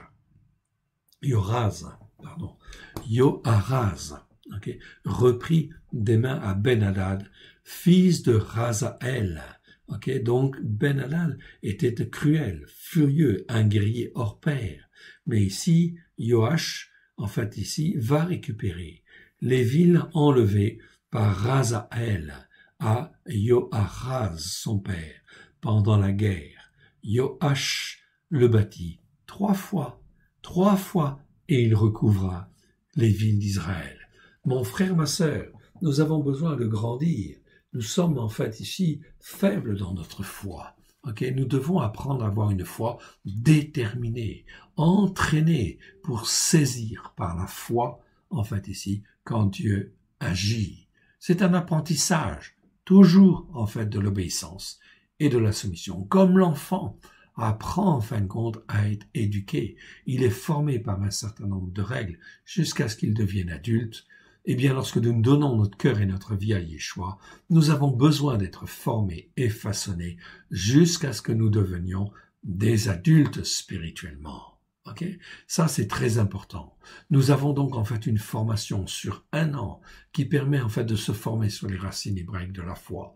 Il y a déjà les vidéos en fait ici. Il y a déjà presque 1 an, lorsque nous serons à la Pâque, il y aura 1 an de vidéos déjà, à raison de 3-4 heures par semaine, qui permettent d'enseigner sur la Torah, les prophètes et les psaumes. 3 à 4 heures d'enseignement par semaine. Cela vient en complément d'une formation papier, en fait ici, qui existe en fait ici, une formation messianique au travers de 54 livrets que nous avons fait afin d'aider les croyants à rentrer en fin de compte dans l'écoute et la pratique. Cette formation papier, elle est très importante, fondamentale. Elle est en fait ici, c'est la formation de base. La formation vidéo, c'est une formation complémentaire, en fait aussi quelque part. Elle nous donne une indication, mais elle n'est pas tout à fait suffisante, en fait ici. Voilà pourquoi, en fait ici, je vous encourage à pratiquer et à enseigner, à être des témoins. Même déjà dans votre formation, vous pouvez être en fait des témoins de la Torah, pleine de grâce et de vérité, au travers de Christ Yeshua. Ça, vous le pouvez. Ça, c'est possible à votre dimension. N'allez pas trop vite, allez avec prudence, mais en fait ici, vous le pouvez. Et Dieu vous aime. Et Dieu veut que vous avanciez comme cela. Nous étions en fait ici dans le chapitre 13. Nous allons aller maintenant dans, en fin de compte, le chapitre 14 suivant. Très important, il fait partie de l'Haftarot. Nous voyons donc là un homme qui est croyant, en fait ici. Yoash est un croyant, c'est un fils d'Israël, qui est en fait ici. Mais, en fait, il ne marche pas là sur la foi suffisamment, en fait ici. On va en voir en fait un autre. Et on va lire en fait ici, chapitre 14. Chapitre 14, ici, versets 1 à 22. Écoutez bien ce passage. Là encore, il s'agit d'un croyant. D'un croyant, quel est-il? La seconde année de Yoash, fils de Yoahaz, que nous venons de voir, qui manquait un petit peu de foi, roi d'Israël. Mais Dieu voulait le sauver. Voilà pourquoi il donne, comment dire, le prophète Élisha, qui là témoigne avec puissance, dans le but, effectivement, en fin de compte, de rattraper les 10 tribus du Nord. Mais ça ne l'a pas fait. Donc, roi d'Israël. Eh bien, Amatsiaou, c'est Amatsia dans notre traduction, ça veut dire l'Éternel est fort. Donc, il a un beau nom pourtant, en fait, ici. Ses parents l'ont bien éduqué et en fait, lui ont donné un beau nom. Amatsia, ça veut dire l'Éternel est fort. Et Amatsiaou, en fait, ici. Des fois, ça s'écrit Amatsia, des fois Amatsiaou. Ces différences, on rentre pas dedans pour le moment. C'est pas l'objet. Fils de Yoash, roi de Yehuda. Donc là, on a un autre Yoash. Donc il y avait un Yoash qui était roi d'Israël. Et là, en fait, il y a un Joas, roi en fait de Yehuda, en fait ici. Régna. Donc attention à ne pas faire la confusion, en fait ici. Il avait 25 ans lorsqu'il devint roi. Amatsiaou avait 25 ans lorsqu'il devint roi. Il était donc en fait relativement jeune, pas encore assez expérimenté. Il régna 29 ans. Donc, il avait 25 ans lorsqu'il devint roi, et il régna 29 ans à Yerushalayim. Sa mère s'appelait Yehohadan. Yehohadan, ça veut dire l'Éternel fait ses délices. Donc tout ça, c'est prometteur, c'est très bien. Sa mère s'appelait Yehohadan, de Yerushalayim. Il fit ce qui est droit aux yeux de l'Éternel. Très bien. Mais on te dit ensuite, mais pas autant que David, son aïeul. ok, dans nos Bibles, son père. Mais c'est pas vraiment directement son père. Mais en fait, David fait partie de sa descendance. C'est un descendant de David. Oui. C'est pourtant un descendant de David, on va dire ici. Mais il ne fit pas autant que son aïeul. Mais il agit entièrement comme avait agi Joach, son père. Donc déjà, comme on dit, il agit comme Joach, son père, ça veut dire qu'en fin de compte, il a manqué un peu de foi, en fait aussi quelque part. Et il y a eu de l'idolâtrie, en fait aussi quelque part. Voilà, c'est ce qu'on est en train de dire. Verset 4, et on va te le souligner ensuite. Néanmoins, les hauts lieux ne disparurent point. Donc il n'a pas fait disparaître les hauts lieux. Le peuple continua d'offrir des sacrifices et des parfums sur les hauts lieux. Donc voilà qui est très important. Il faut nettoyer. Nettoyer sa maison, oui, c'est très important. Nous avons un petit livre qui s'appelle Nettoyage dans la maison. C'est très bien, c'est un très bon début. Ok. Mais si je suis croyant et je veux être un nésir, eh bien, en fin de compte, il y a des choses qu'il ne faut pas que je garde, en fait, ici dans ma maison, mais aussi que je garde aussi dans mon cœur. Est-ce qu'il y a, en fait, des autels d'idolâtrie dans mon cœur, dans mon âme, etc. Il faut que je fasse une place nette, que j'apprenne à nettoyer mon cœur, à nettoyer mon âme, à nettoyer mes pensées, nettoyer en fait tout cela au travers de la parole de Dieu, afin qu'il n'y ait aucun lieu idolâtre. Le peuple continua d'offrir, tout ça c'est un travail. Voilà pourquoi on a besoin de la Torah pour nous enseigner ce qui est idolâtre, ce qui n'est pas bon en fin de compte devant Dieu, afin de ne plus pécher devant Dieu et de ne plus faire de transgression, ou tout au moins, en fait, beaucoup moins, en fait, ici. Dieu voit notre attitude de cœur. Si nous voulons aller dans ce sens-là, il va faire et il va nous permettre d'avancer. Le peuple continua d'offrir, ici, en fait, un reproche qui est fait. Le peuple continua d'offrir des sacrifices et des parfums sur les hauts lieux. Le roi devait interdire ces choses-là. Ça ne devait pas, en fait, avoir lieu, en fait, ici, dans la terre, en fait, d'Israël. Les gens font comme ils veulent, ils font les lois qu'ils veulent. Chaque nation est responsable, en fait, ici, sur son territoire, mais devant Dieu. Chacun fait comme il veut, ok? Mais ce qu'il veut, ses choix vont être déterminants. Verset 5. Lorsque la royauté fut affermie entre ses mains, en fait, ici, qu'est-ce qu'il a fait à Amatsiaou? Il frappa ses serviteurs qui avaient assassiné le roi son père. Donc, en fait, ces serviteurs qui l'avaient institué, en fait, ici, ok? Eh bien, effectivement, il les assassina ici. Oh, ça, c'est pas très bon, évidemment. C'est une attitude, en fait, très mauvaise. Que ces serviteurs soient jugés, c'est normal, quelque part. Mais en réalité, ici, eh bien, c'est comme une traîtrise, quelque part, parce qu'il s'est servi d'eux, quelque part. Ok, verset 6. Mais il ne fit point mourir les fils des meurtriers, suivant en cela ce qui est écrit dans le livre de la Torah de Moshe, où l'Éternel donne ce commandement. On ne fera point mourir les pères à cause des enfants, et l'on ne leur fera point mourir les enfants à cause des pères, mais on fera mourir chacun à cause de son péché, en fait, ici. Donc, d'accord, là-dessus, il a respecté quelque part, en fait ici, une des règles, une des manières de juger. Quoique la méthode, la manière dont il l'a fait, n'est certainement, en fin de compte, pas très saine, quelque part. Donc voilà pourquoi, en fait ici, entre le fait d'écouter et de mettre en pratique, comment on le met en pratique? Il faut le faire avec grâce et vérité, bien sûr. Ici, aujourd'hui, toujours, en fin de compte, dans le but, en fait ici, d'accomplir la volonté, en fait, de Dieu, et de glorifier le Père, le Fils et le Saint-Esprit. Aujourd'hui, il y a un système judiciaire. Oui, bien sûr. Il y a, en fait, une police. Nous devons nous en rapporter à la police. Et nous en rapporter à l'autorité, en fait, ici, qui convient. Ok, ici, et l'autorité judiciaire. Bien sûr. Parce que ça doit être jugé par, en fait, ici, les instances judiciaires. Oui, bien sûr. On ne doit jamais juger par soi-même. Ok, ça c'est grave.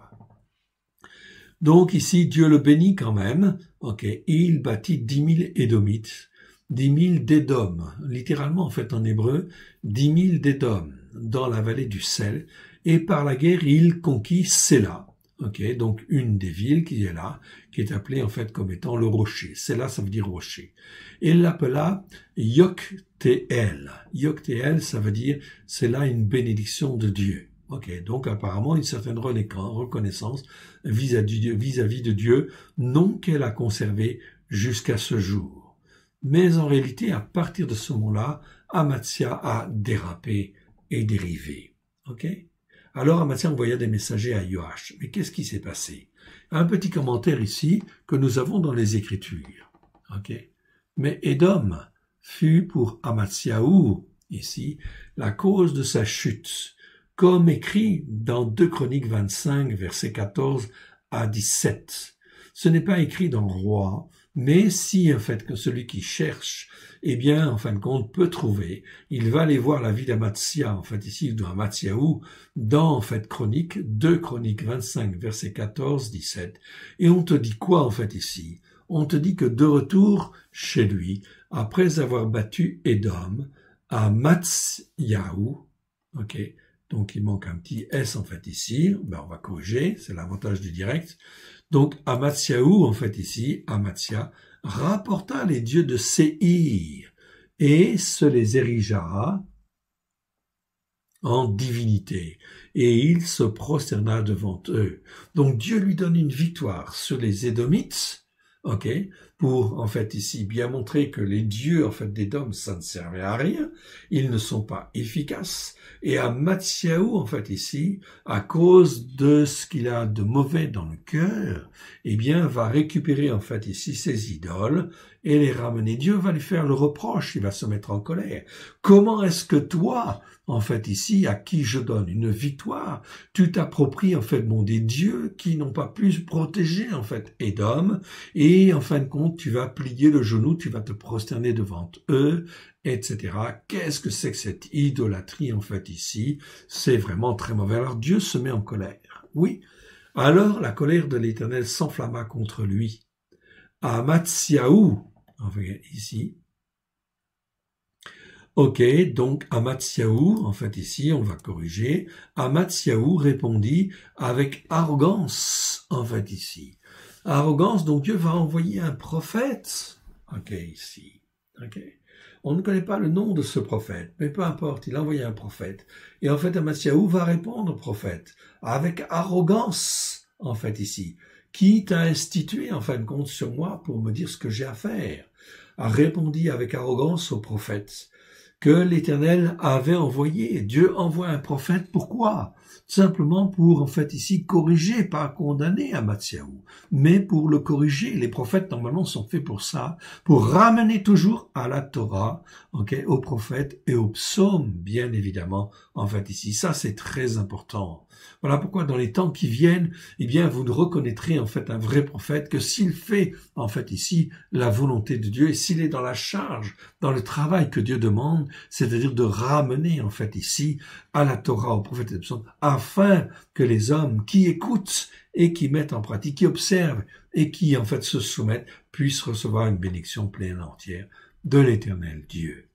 Ok, donc le prophète que l'Éternel avait envoyé, celui-ci lui dit alors que l'Éternel, ok, avait résolu de le perdre. Donc le prophète avait clairement averti qu'Amatzyaou, eh bien, en fin de compte, puisque tu te comportes avec orgueil, puisque tu te rebelles et que tu persévères à te rebeller, et que le repentir se dérobe, en fait, aux yeux de l'Éternel, à cause de cela, Dieu a résolu de te perdre. Mon frère, ma sœur, ça nous parle, en fait, aujourd'hui. Dieu appelle à la repentance tous les pasteurs afin qu'ils reviennent à la Torah, aux prophètes et aux psaumes, afin d'apprendre à se soumettre et en fait à obéir, d'apprendre à obéir et à se soumettre à la parole de Dieu, afin que Dieu puisse agir en abondance par son Saint-Esprit. Alors Amatzyaou, entraîné par l'orgueil de son cœur, fut poussé par ses conseillers. Ok, fut poussé par l'orgueil. En fait, il consulta ses conseillers, et ses conseillers, en fait, ici, eh bien, en fait, l'ont poussé à défier Joas, roi d'Israël. Voilà. On est au verset 8. Alors Amatzia, Amatzia, eh bien, en fin de compte, ici, qu'est-ce qu'il fait? Il envoya Amatzia ou Amatziaou. Des fois, c'est Amatzia, des fois, c'est Amatziaou. Il y a des raisons pour ça, mais c'est pas l'objet de la question de l'enseignement aujourd'hui. Amatzia envoya des messagers à Joach. Joach, fils de Joachaz, en fait, ici. Fils de Yehou, en fait, ici. Donc, ici, c'est Joach, fils de Joachaz, fils de Yehou, Jéhu, en fait, ici. Roi d'Israël, pour lui dire, viens, voyons-nous en face. C'est-à-dire, en fin de compte, ok, on va avoir une confrontation, on va parler, en fait, ensemble, etc. Alors, Amatziaou envoya des messagers à Joas. Ok, il dit, viens, voyons-nous en face. Et Joas, roi d'Israël, fit dire à Amatziaou, roi de Yehuda, le buisson épineux du Lébanon envoya dire au cèdre du Lébanon, donne ta fille pour femme à mon fils, et les bêtes sauvages qui sont au Lébanon passèrent et écrasèrent le buisson épineux. Ah, curieuse phrase en fait ici. En réalité, dans nos traductions françaises, au lieu de buisson épineux, c'est marqué l'épine, mais ça ne veut pas plus dire. En fait, le buisson épineux, c'est mieux, en fait ici. Parce qu'on compare en fait un buisson, un petit arbre, à un cèdre du Liban. Un buisson, mais un buisson qui est épineux. Donc un petit arbre épineux, donc pas très agréable quelque part, en fait ici. Donc Joach est en train de dire, en fait ici, Amatziaou, dit, en fait ici, le buisson, en fait ici, épineux, du Lébanon, envoya dire au cèdre du Lébanon, donne ta fille pour femme à mon fils, et les bêtes sauvages qui sont au Lébanon passèrent et écrasèrent le buisson épineux. Qu'est-ce que ça veut dire? C'est simplement une provocation, en fait, ici, au travers de cette phrase. Au travers de cette petite phrase, c'est une allusion à Sichem. Souvenez-vous l'histoire de Sichem.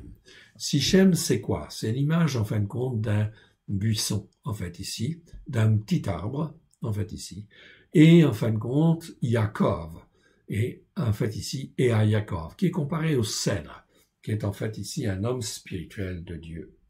Et les bêtes sauvages, en fait, ici, ce sont, en fait, ici, une allusion au fils de Yaakov, Lévi et, en fait, ici, Siméon, qui ravagèrent la ville, ok, contrairement à la volonté de Yaakov. C'est-à-dire qu'ils ont, en fin de compte, écrasé le buisson, en fait, aussi, quelque part, ou l'épine, en fait, ici. Ok. Contrairement à la volonté de Yaakov, dans Genèse 34. Joas, roi d'Israël, compare Amatziaou, en fait, ici, quelque part, en fait, au buisson, et se prend, en fait, lui-même pour le cèdre. Il précise que son armée, qui cette fois-ci va être comme des bêtes sauvages, va venir écraser Amatziaou, qui lui est comparé, en fait, ici, à un buisson. C'est l'interprétation que Rashi, la tradition juive, en fait, nous donne, en fait, ici. Quelque part, ce sont des mots, en fin de compte, ici, qui sont là, en fait, non pas pour mener la paix, mais qui sont là pour envenimer.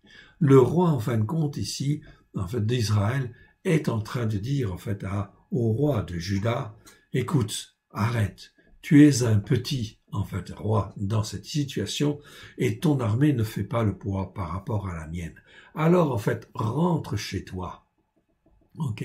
Il lui dit, en fait, verset 10, en fait, ici. Ok. Et Joas, roi d'Israël, fit dire à Amatziaou, roi de Yehuda, le buisson épineux du Lébanon, envoya dire au cèdre du Lébanon, donne ta fille pour femme à mon fils, et les bêtes sauvages, et les bêtes sauvages qui sont au Lébanon passèrent et écrasèrent le buisson épineux, en fait, ici. Donc, en fait, ici, l'interprétation, en fait, on nous donne une explication, et on comprend quand même.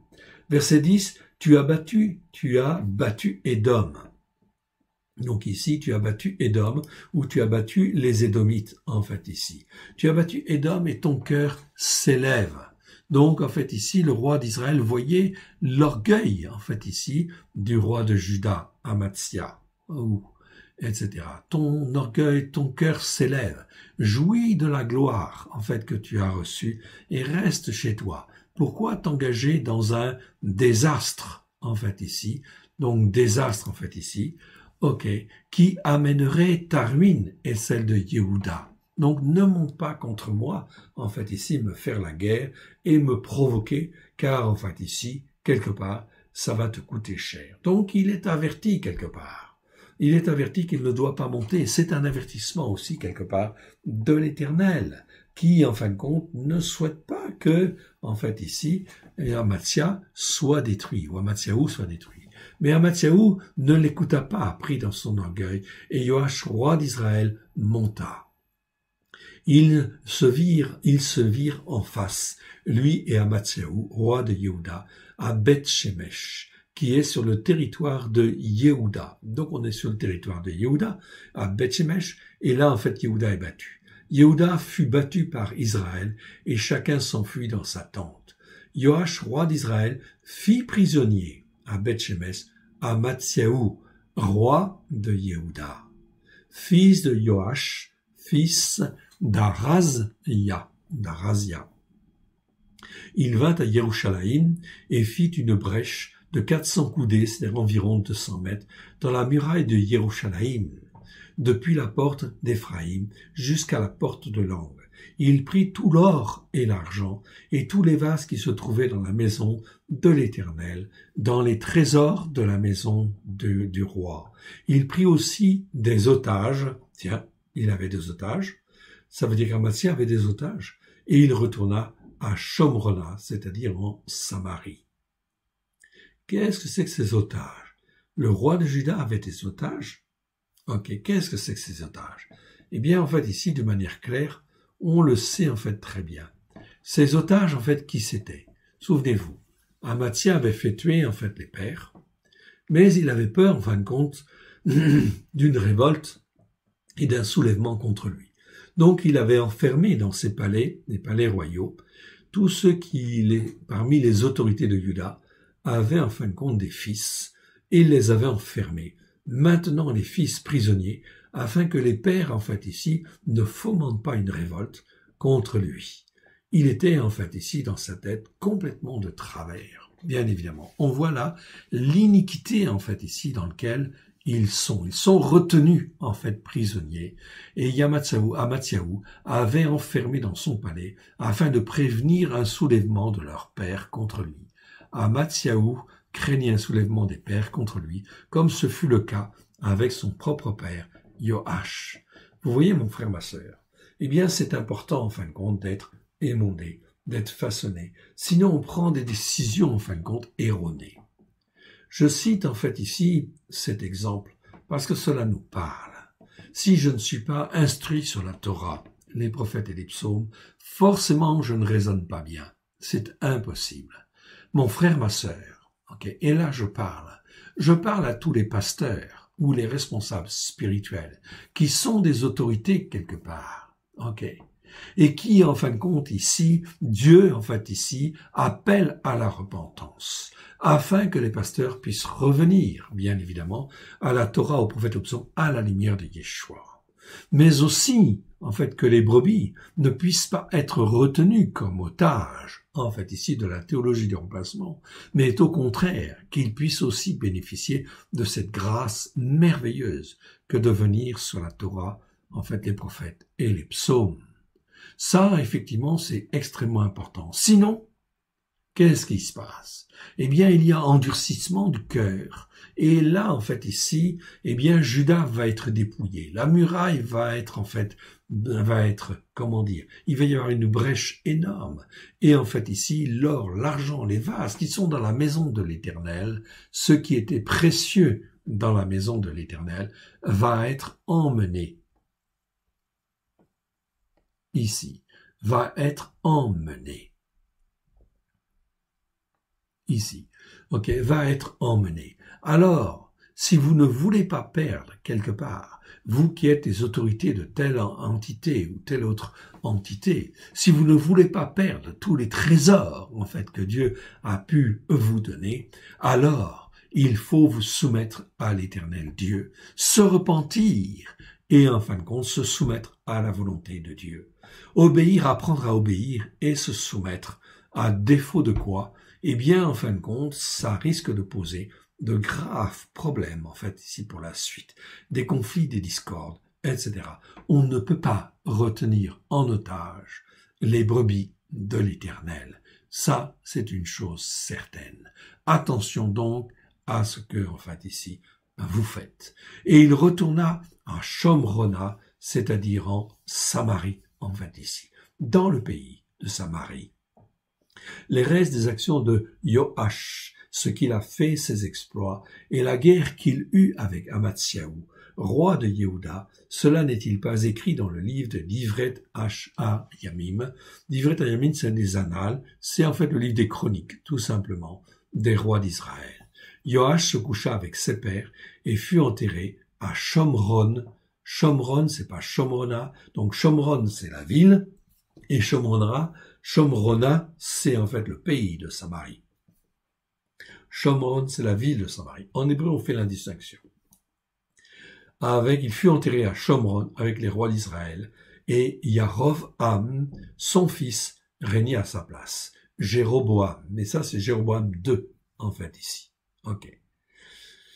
Très bien. Nous avons donc, en fait, ici, fait un passage pour montrer, en fait, ici, qu'il est très important, en fait, ici, de faire attention à son cœur, de faire attention à son âme, et, en fin de compte, d'apprendre à obéir et à se soumettre. Il y a un seul Dieu, c'est Elohim. Il y a un seul Seigneur, Sauveur et Maître, c'est Yeshua. Et nous sommes des brebis. Et nous sommes tous des brebis avec des niveaux de formation différents. Ok, nous venons de différents endroits, peu importe d'où nous venons, mais il faut en fin de compte ici venir faire allégeance au seul Dieu unique et vrai, c'est-à-dire à Elohim, le Dieu d'Abraham, de Yitzhak et de Jacob. Et il faut bien évidemment apprendre à obéir et à se soumettre. Dieu va le voir. Si tu commences à faire les fêtes de l'Éternel, c'est très bien. Tu commences à rentrer dans l'obéissance, c'est très bien. Et là, tu sers de témoignage à d'autres, afin effectivement qu'ils puissent être sauvés. Mais si toi-même, tu ne commences pas à être un consacré, c'est-à-dire un nésir parmi tes frères, comme Yosef a été un nésir parmi ses frères, donc lui aussi a été émondé, ok, mais il avait un cœur pour servir l'Éternel. Donc Dieu, l'Éternel, notre Dieu, cherche des cœurs pour en fait faire des nazoréens, des consacrés qui deviennent des consacrés consacrants au travers en fin de compte du message de Christ. Terminons les Haftarot avec le psaume 67. C'est un psaume qui concerne les nésirs, qui concerne les consacrés. C'est un psaume que l'on lit en fait à la sortie du Shabbat. Pourquoi? Parce que le Shabbat, on était dans le repos, puis en fait on était rempli, en fin de compte, rempli en fait ici de Dieu, de sa présence, de sa parole, et en fin de compte maintenant, on va rentrer dans la semaine, donc en fait dans le témoignage. Témoignage vis-à-vis des autres, mais il faut que l'onction soit forte. Alors on prend le psaume 67 afin de se fortifier. Vous pouvez donc le saisir cette occasion, bien évidemment, parce que après la formation, après effectivement l'éducation, eh bien il faut en fin de compte en fait servir de témoignage. Et donc là, on est appelé à être des nésirs ou des nazoréens, si vous préférez. Tout cela, ça veut dire des consacrés à l'Éternel. Alors, en fait, on peut dire ces paroles, que l'Éternel ait pitié de nous et qu'il nous bénisse, qu'il fasse luire sur nous sa face. Sa face, elle luit sur nous dès lors qu'on écoute et que l'on met en pratique. Dit alors, en fait, ici, ça commence en fait à luire, et plus en fait on fait, plus on pratique, plus ça luit, bien évidemment. Plus on se fortifie pour être un témoin de la vérité. Et le but de cela, cependant, regardez bien, que Elohim ait pitié de nous et qu'il nous bénisse, qu'il fasse luire sur nous sa face, afin que l'on connaisse sur la terre ta voix, et parmi toutes les nations, ta délivrance. C'est pas ton salut, mais la délivrance que tu opères, car tu veux, en fait, délivrer les hommes des maisons d'esclavage, des maisons des esclaves dans lesquelles ils sont. Oui, bien sûr. toutes les nations, ta délivrance, qui est Yeshua, qui s'exprime au travers de Yeshua. Délivrance, c'est le mot Yeshua. Vous l'avez là, en fait, ici. Le mot Yeshua, en fait, ici, c'est le nom de notre Seigneur, Yeshua, en fait, ici, tout simplement. Eh bien, ça veut dire délivrance. Même ce mot-là, tout à l'heure, on a vu Teshua, ici, on voit Yeshua. Yeshua, en fait, ici, c'est un mot qui existe 78 fois dans 77 versets. Vous en avez quelques-uns, en fait, ici. Parfois, c'est traduit par délivrance, des fois, c'est traduit par salut, des fois par secours. En fait, ici, bref, ça entraîne la confusion. Non, ce mot-là, ça veut dire délivrance, comme Yeshua. Yeshua, il est notre délivrance. Donc, il faut avoir de la cohérence afin, effectivement, de ne plus être dans la confusion, en fait, ici, sur la Torah, les prophètes et les psaumes, à la lumière de Yeshua. Donc, le but, en fait, ici, de ce temps de repos, en fait, ici, eh bien, du Shabbat, notamment, eh bien, en fait, c'est d'être rempli, d'où la nécessité du Shabbat, de prendre du temps, en fait, avec Dieu. Afin que l'on connaisse sur la terre ta voix. Donc le but, en fait, notre charge, Mishmeret dont on parlait tout à l'heure, c'est quoi? C'est de faire connaître sur la terre ta voix. Ok, la seule voie de salut, elle est au travers de Christ. Oui, bien sûr. Il est le chemin, la vérité, la vie. En réalité, il est la voie. Ok, la vérité et la vie. Nul ne vient au Père que par lui. Par cette voie-là. C'est pour ça qu'en fait, au 1er siècle, on parlait pas de chemin. Non, ça, c'est la déformation théologique en fait, des chrétiens de Constantin. En réalité, quand on croyait en fait en Yeshua, et qu'on voulait pas dire le nom de Yeshua, on disait on suit la voie que Dieu a montrée au travers de Christ Yeshua. Ça, c'était le langage des premiers disciples de Yeshua. On suivait la voie.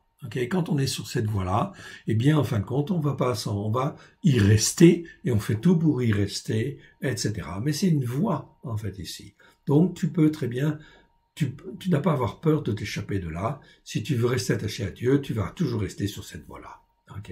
Et parmi toutes les nations, ta délivrance, parce que la délivrance, c'est Yeshua, faire connaître Yeshua. Les peuples te louent, et donc là, on passe dans une phase très importante où David, en fait, ici, dit, les peuples te louent, ô Éternel, ô Elohim. Tous les peuples te louent parce qu'ils comprennent que la bénédiction, elle est là, et qu'on peut être greffé sur la racine d'Israël, et qu'on peut devenir Éphraïm. Oui, bien sûr, les nations se réjouissent et sont dans l'allégresse, car tu juges les peuples avec droiture, et tu conduis les nations sur la terre.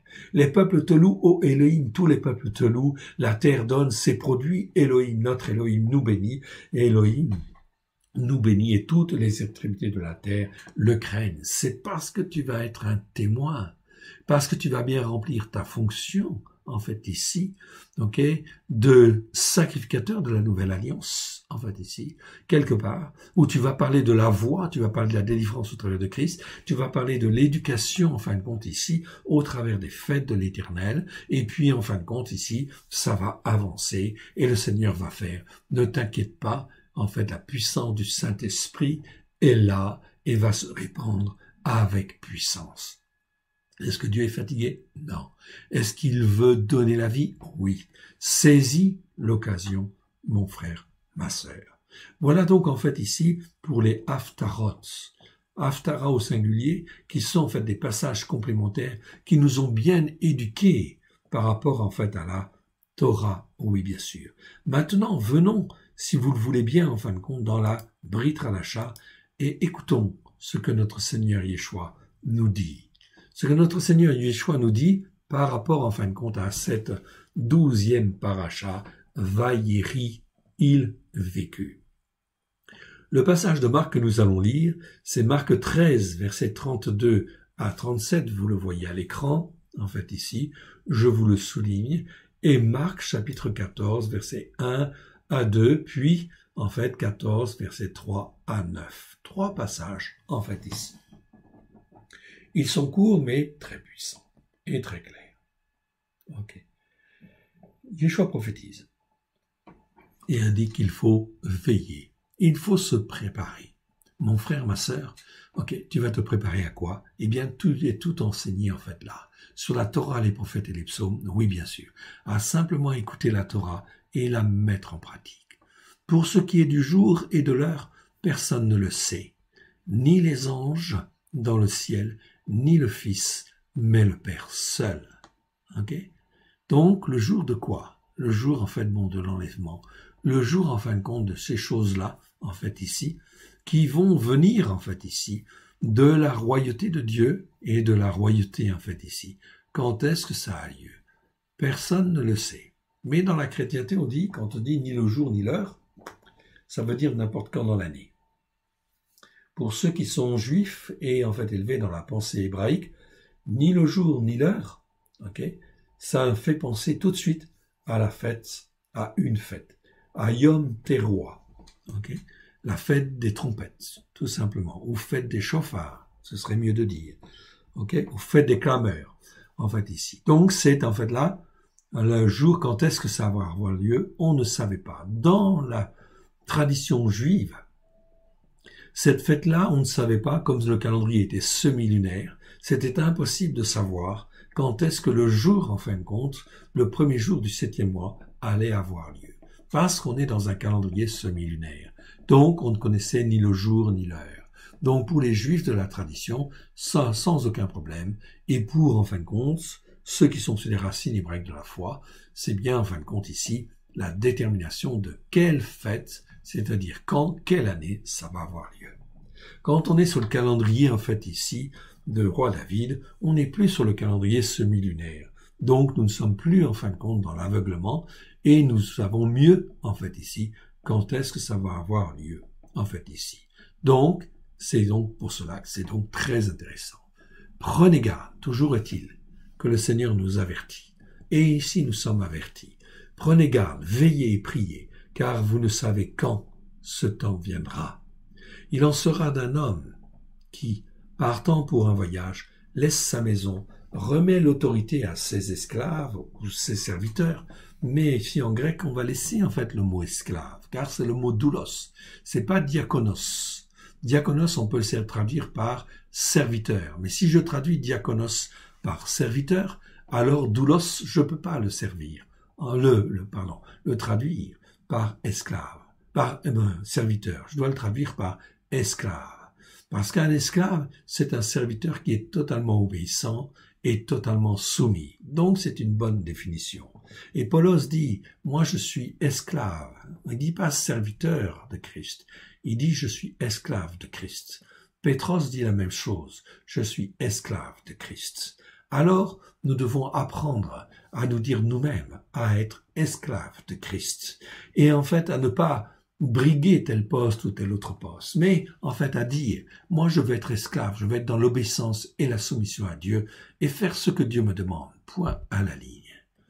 Et qui indique à chacun sa tâche, remet l'autorité à ses esclaves, c'est Christ qui est le chef, bien évidemment, et qui indique à chacun sa tâche, c'est-à-dire, c'est le mot mishmeret qu'on a vu tout à l'heure, en fait ici, à chacun sa tâche, et ordonne. En fait, ici, on va voir au gardien de la porte de veiller. Ah, tiens, on te parle de gardien de la porte ici. Au portier de veiller. Tout roros, c'est un mot qui est rare, qui existe 4 fois dans 4 versets. C'est vrai que ça veut dire portier en fait aussi, mais ça veut dire gardien de la porte. C'est celui qui veille à la porte pour ne faire entrer que ce qui est acceptable. Eh bien, nous, c'est la même chose. Nous devons être comme des gardiens de la porte. La porte de quoi? De notre âme. Est-ce que nous laissons entrer, qu'est-ce que nous laissons entrer dans nos cœurs et dans nos âmes? Est-ce en fait la Torah pleine de grâce et de vérité? Ou est-ce que je fais rentrer d'autres doctrines, d'autres enseignements, et qui ne sont pas sains, qui vont me polluer? Non, je dois être un gardien de la porte qui veille, en fait ici, qui veille quoi? Qui veille sur son âme, en fait ici. Qui veille sur son âme, afin que justement ce qui rentre dans ma porte, ici, dans mon âme, soit sanctifié et permette en fait ici de transformer mon cœur, transformer mon âme, afin que la parole ne remonte pas au ciel sans avoir accompli la volonté de Dieu. Voyez ici le message de Yeshua. C'est très important. Il nous dit de veiller. Veillez, Il en sera de même d'un homme qui, partant pour un voyage, laisse sa maison, remet l'autorité à ses esclaves. Donc ici, Yeshua, même chose. En fait, il remet l'autorité. Il remet ici l'autorité à ses esclaves, à ses disciples, indique à chacun, s'attache et ordonne au gardien de la porte de veiller. Veillez donc, car vous ne savez quand viendra le Seigneur de la maison. Ou le soir, ou au milieu de la nuit, ou au chant du coq le matin, ou le matin, en fait ici. Craignez qu'il ne vous trouve endormi à son arrivée soudaine. Ce que je vous dis, en fait, je le dis à tous, veillez. Donc, Yeshua nous dit aujourd'hui, en fait ici, de faire attention et de veiller. Si nous sommes en fait veillants, si nous veillons, si nous faisons attention, Dieu le voit, Dieu va nous garder. C'est cette attitude de cœur que nous devons avoir, semaine après semaine. Voilà pourquoi il faut s'entretenir avec cette parole de Dieu, qui est une parole prophétique, dans le but de nous aider et de nous fortifier. Amen. Soyez bénis de l'Éternel. Chapitre 14 de Marc, 2 passages. La Pâque et les pains sans levain, devaient avoir lieu 2 jours après. Donc la Pâque arrive. Mon frère, ma sœur, la Pâque prochaine, c'est pas dans 2 jours très précisément, mais c'est dans 2 mois. Correspondance, en fait ici. Donc Dieu nous demande de nous préparer en fait aujourd'hui. C'est le message prophétique de ces 2 versets, très important en fait ici, pour cette Pâque prochaine, qui aura lieu donc en fait ici, en avril 2021. Donc Dieu nous demande de nous préparer, de préparer tous ceux qui sont autour de nous. Ce sera une nouvelle année spirituelle. Procurez-vous le calendrier, en fin de compte, du roi David, dont Yeshua est l'héritier. Il est disponible sur Internet, sur notre site. Pas de problème, vous le trouverez, parce que ça va déménager, en fait, ici. Parce que ça va être puissant. On ne rigole plus, mes frères et sœurs. On rentre, en fin de compte, dans une phase prophétique extrêmement importante. La Pâque et les pains sans levain devaient avoir lieu 2 jours après. Les Rachei Akohanim, ce sont les principaux sacrificateurs, donc on met le mot en hébreu pour familiariser, en fait ici. Donc les Rachei Akohanim, ce sont en fin de compte des sacrificateurs. Et les Sophrim, ce sont les scribes, cherchaient le moyen d'arrêter Yeshua par des paroles trompeuses. Et oui, on va nous arrêter, on va essayer en fait de nous arrêter par des paroles trompeuses. Des paroles de tromperie, en fait, ici, quelque part. C'est mieux que le mot ruse ou la fraude, en fait, ici, mais le mot est très fort, c'est le mot doulos. Dolos, pardon. Pas doulos, dolos. Dolos, ça nous parle de tromperie, c'est-à-dire de paroles qui visent à tromper, ou amorcer une tromperie, etc. Donc, faites attention à cela. Et c'est très important, bien sûr, de se recaler. Et de les faire mourir. Donc ici, peu importe si nous sommes attaqués, peu importe si nous sommes, en fait ici, la proie, en fin de compte ici, de certaines paroles de médisance. Peu importe.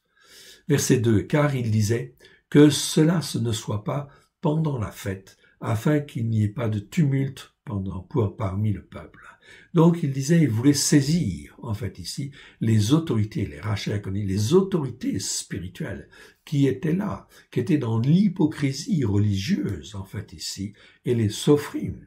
Donc on parle de l'hypocrisie religieuse des responsables spirituels. Mon frère, ma sœur, nous devons tous sortir.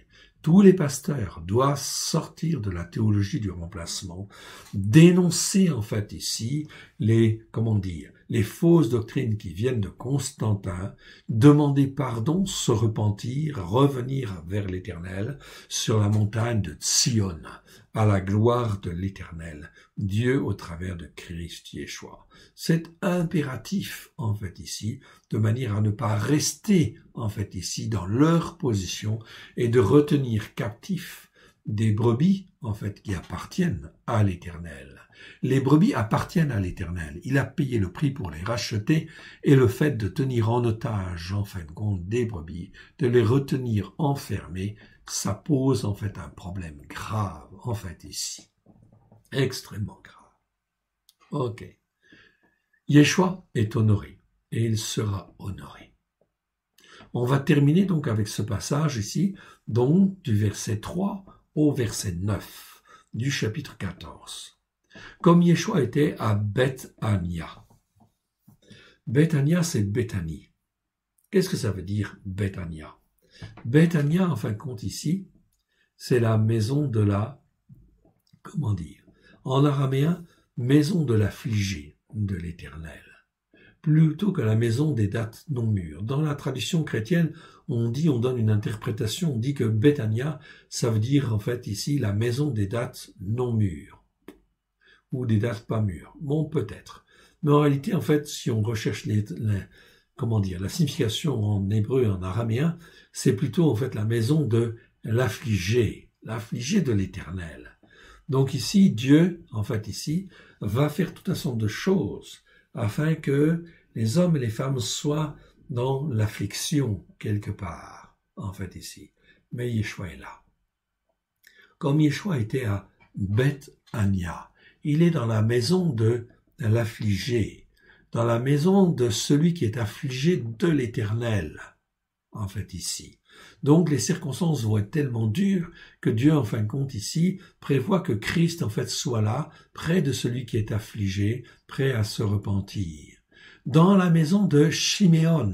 Chiméon, c'est celui qui entend, déjà d'une part, mais celui-là, il est lépreux. Donc on est ici dans une maison, en fait ici, spirituelle quelque part, mais qui est affligée et où il y a, en fin de compte, des choses qui ne sont pas pures. Il y a le lépreux, en fait ici. Mon frère, ma sœur, n'est-ce pas l'image, en fin de compte, de beaucoup de maisons spirituelles qui sont sur la théologie du remplacement, en fait, là, où il y a une lèpre spirituelle qui est là et qui ronge. Une femme entra pendant qu'il se trouvait à table. Et Yeshua, en fin de Messie, lui, le Nazoréen, il vient manger dans une maison de lépreux. Yeshua, il vient manger avec qui il veut, en fait, ici, dès lors qu'il voit un cœur qui est prêt à se repentir. La femme entra pendant qu'il se trouvait à table. Elle tenait un vase d'albâtre qui répandait un parfum de nard pur, de grand prix, et ayant rompu le vase, elle répandit le parfum sur la tête de Yeshua. Okay. Cette femme vient, elle a une attitude en fait repentante, mais elle vient honorer, elle vient dire en fait ici, c'est là en fin de compte, celui qui doit être honoré, en fait qui mérite un parfum de pur nard et de grand prix en fait ici, car ce qu'il veut donner a vraiment énormément de valeur. Il n'y a rien qui équivaut. Et là, quelques-uns s'exprimèrent entre eux leur indignation. À quoi bon perdre ce parfum-là, ce parfum qui est vendu qui a un tel prix? On aurait pu, en fait, vendre ce parfum-là dont on parle là, Donc là, il y a une insistance du Saint-Esprit, ce sont des tautologies, en fait, ici, des petits mots qui sont rajoutés pour dire, en fait, ça, c'est très important. Plus de 300 deniers. Un denier, en fin de compte, c'est l'équivalent, en fin de compte, du salaire d'une journée d'un ouvrier, et 300 deniers, c'est, en fait, une année de salaire, en fait, ici. Et les donner aux mendiants, aux pauvres.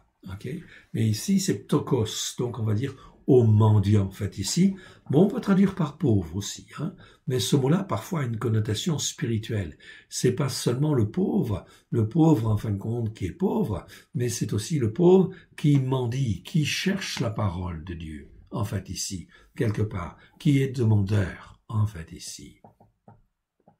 Et ils s'irritèrent contre cette femme. Mais Yeshua dit, laissez-la, son attitude est excellente. Pourquoi lui faites-vous de la peine?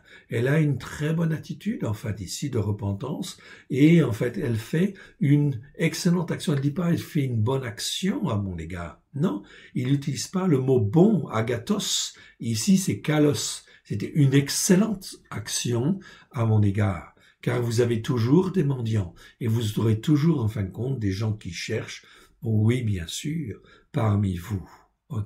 Et vous pouvez leur faire du bien, si vous voulez. Leur donner quoi? La parole, en fait, bon de Dieu. C'est ça le principal, en fait, ici. Quand vous voulez, mais vous ne m'aurez pas toujours. Yeshua insiste, vous ne m'aurez pas toujours. Yeshua est là. Et il est là pour nous expliquer en fait la parole de Dieu, en fait ici, d'une manière précise. Cette femme-là est donc un témoignage quelque part. Elle souligne l'importance de la parole de Dieu, de Yeshua, qui est la parole de Dieu. Il mérite en fait ici le plus beau des parfums parce que c'est au travers de lui que nous avons la délivrance. C'est au travers de lui que l'on peut être formé, façonné à la gloire de Dieu et devenir un peuple qui est façonné sur en fait les racines d'Abraham, d'Isaac et de Jacob, le parfum le plus précieux, en fait, ici. Une année de salaire, mon frère, ma sœur. Ah, c'est quelque chose. Ce que cette femme-là a fait, elle l'a fait. Et elle a d'avance embaumé mon corps pour la sépulture.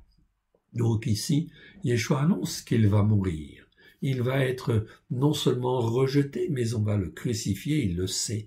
Et cette femme-là, en fait ici, elle embaume mon corps, qui est en fait ici, mon corps, qui est, dans lequel je vis, en fait ici, mais qui est le plus précieux, en fait ici, que vous avez à votre disposition aujourd'hui.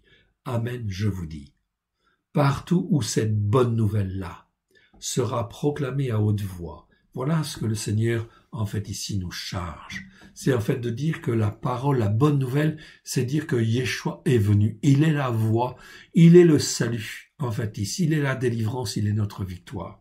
Ok, c'est par lui que nous rentrons dans la voie de salut de Dieu, la voie de la victoire, la voie de la délivrance. Ok, ça c'est une bonne nouvelle et tout est accompli en fait à la croix. Ok, et en fait ici il suffit de la proclamer. Kérousso en fait ici, ça veut dire non pas prêcher. Kérousso en fait ici, vous avez le mot. Le mot en fait ici, je vous le montre. Kérousso. Le mot kérousso, en fait, ici, c'est un mot grec qui existe 61 fois dans 60 versets. Numéro Strong 2784. Ça veut dire proclamer à haute voix. Simplement. C'est dire à haute voix, en fait, simplement. Ça ne veut pas vraiment dire prêcher. Les catholiques, en fait, ici, dans les dictionnaires, comme ce mot-là, il n'y avait pas le mot prêcher, ont inventé le mot prêcher, et c'est un mot, en fin de compte, religieux. Ce sont les moines catholiques qui ont rajouté dans les dictionnaires, en fait, ici, donc ici, c'est marqué, en fait, ecclésiaste, en fait, ici, les ecclésiastiques ont rajouté le mot prêcher. Mais en réalité, le premier sens de ce mot, c'est kérousso, c'est dire à haute voix, proclamer à haute voix. Tout ce que le Seigneur te demande, mon frère et ma sœur, c'est de dire à haute voix autour de toi que le Shabbat, en fait, ici, eh bien, c'est une obligation, bien sûr, c'est apprendre, en fin de compte, à obéir à Dieu et à se soumettre à Dieu, que la Torah est la vérité et que c'est une alliance avec l'Éternel Dieu et Dieu nous rachète afin que l'on puisse être sur sa voie. Tout est accompli, c'est là la bonne nouvelle, tout est accompli au travers de Christ Yeshua, pour que tu puisses être formé, façonné et être greffé sur la racine d'Israël, que tu puisses être Manassé, recevoir la bénédiction de Manassé si tu es juif, ou recevoir la bénédiction d'Éphraïm, en fait ici, si tu es non juif, afin, en fin de compte, qu'Éphraïm et Manassé puissent être un même peuple, en fait ici, avec, en fait, ici, Juda, oui, bien sûr, greffé sur la racine d'Israël, afin d'être un seul peuple, pour glorifier le Père, le Fils et le Saint-Esprit. Ce que cette femme a fait ici, c'est très important. Partout où cette bonne nouvelle sera proclamée à haute voix dans le monde entier, on racontera aussi en mémoire de cette femme-là ce qu'elle a fait. Cette femme ici reconnaît en fait ici, clairement, en fait ici, la beauté, en fait ici, de Yeshua, en réalité. Il méritait, en fait, un parfum merveilleux, pur, de nard, lui et lui seul. Pourtant, il était dans une maison où il y avait de la corruption, une maison de lépreux, peu importe, en fait ici, Yeshua est celui qui sauve. Il est en train d'accomplir pleinement ce que Dieu veut, mais il faut proclamer à haute voix, en fait ici, les fêtes de l'Éternel. Proclamer à haute voix la parole, en fait, monte ici, de Dieu, qui dit que Yeshua nous a rachetés afin que l'on puisse, en fait, exprimer, en fait, la parole de Dieu à haute voix. C'est tout. Tu n'as pas besoin de prêcher. Non. Prêcher, c'est un terme catholique, en fait, ici. Prêcher, c'est dire des choses, en fait, plein de choses qui souvent sont à côté, en fait, de la plaque. Non. Prêche, en fait, ici, ne prêche pas, mais proclame la parole de Dieu à haute voix. Le Saint-Esprit va faire le reste. C'est lui qui va toucher les uns les autres. Sème, en fait, ici, à droite et à gauche. Ok, tu ne sais pas quand est-ce que ce que tu as semé va produire quelque chose, mais Dieu, en fait, ici, agira. Il fera semer, il fera tomber la pluie, et la pluie fera germer, en fait, la semence dans tel cœur ou tel autre cœur, la pluie du Saint-Esprit, en fait, ici. Et cette semence, elle va germer dans les cœurs. Les juifs, les non-juifs, les croyants, les non-croyants, etc. Et ils vont venir à Dieu. Il suffit simplement de proclamer la parole de Dieu à haute voix. Mon frère, ma sœur, sois fortifié. Remettons ces instants au Seigneur. Merci Seigneur pour l'enseignement que tu nous as donné au travers de ces 3 vidéos. Oui, mon Dieu, mon Père, nous voulons te demander pardon pour nos péchés, nos transgressions, nos iniquités. Pardon, Seigneur, parce que nous n'avions pas compris. Pardon pour nos fautes, nos offenses. Mais nous venons vers toi, car nous voulons être des Nézir, des consacrés à toi, à la gloire de ton Saint-Nom. Plus précisément des Nazoréens, des gens qui ont le message de Christ et des disciples dans leur cœur et leur vie à la gloire de ton Saint-Nom, et qui témoignent que la Torah, c'est la vérité, à la gloire de ton Saint-Nom. Mon Dieu, mon Père, merci pour ce bon repas que tu nous as donné. Merci que nous puissions digérer et être fortifiés, que ta parole ne remonte pas au ciel sans avoir pleinement accompli ta volonté. Nous te rendons grâce dans le précieux nom d'Yeshua, afin que nous puissions être des témoins vivants et que toute la terre, comme c'est écrit dans le psaume 67, que nous puissions être des témoins, en fait ici, à la gloire de ton Saint-Nom. Nous te rendons grâce dans le précieux nom d'Yeshua. Merci Père, merci Yeshua, merci Saint-Esprit. Shabbat Shalom à tous.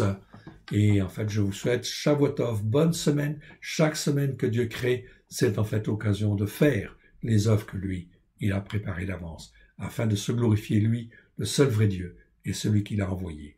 Merci de m'avoir écouté. Que l'Éternel Dieu vous bénisse.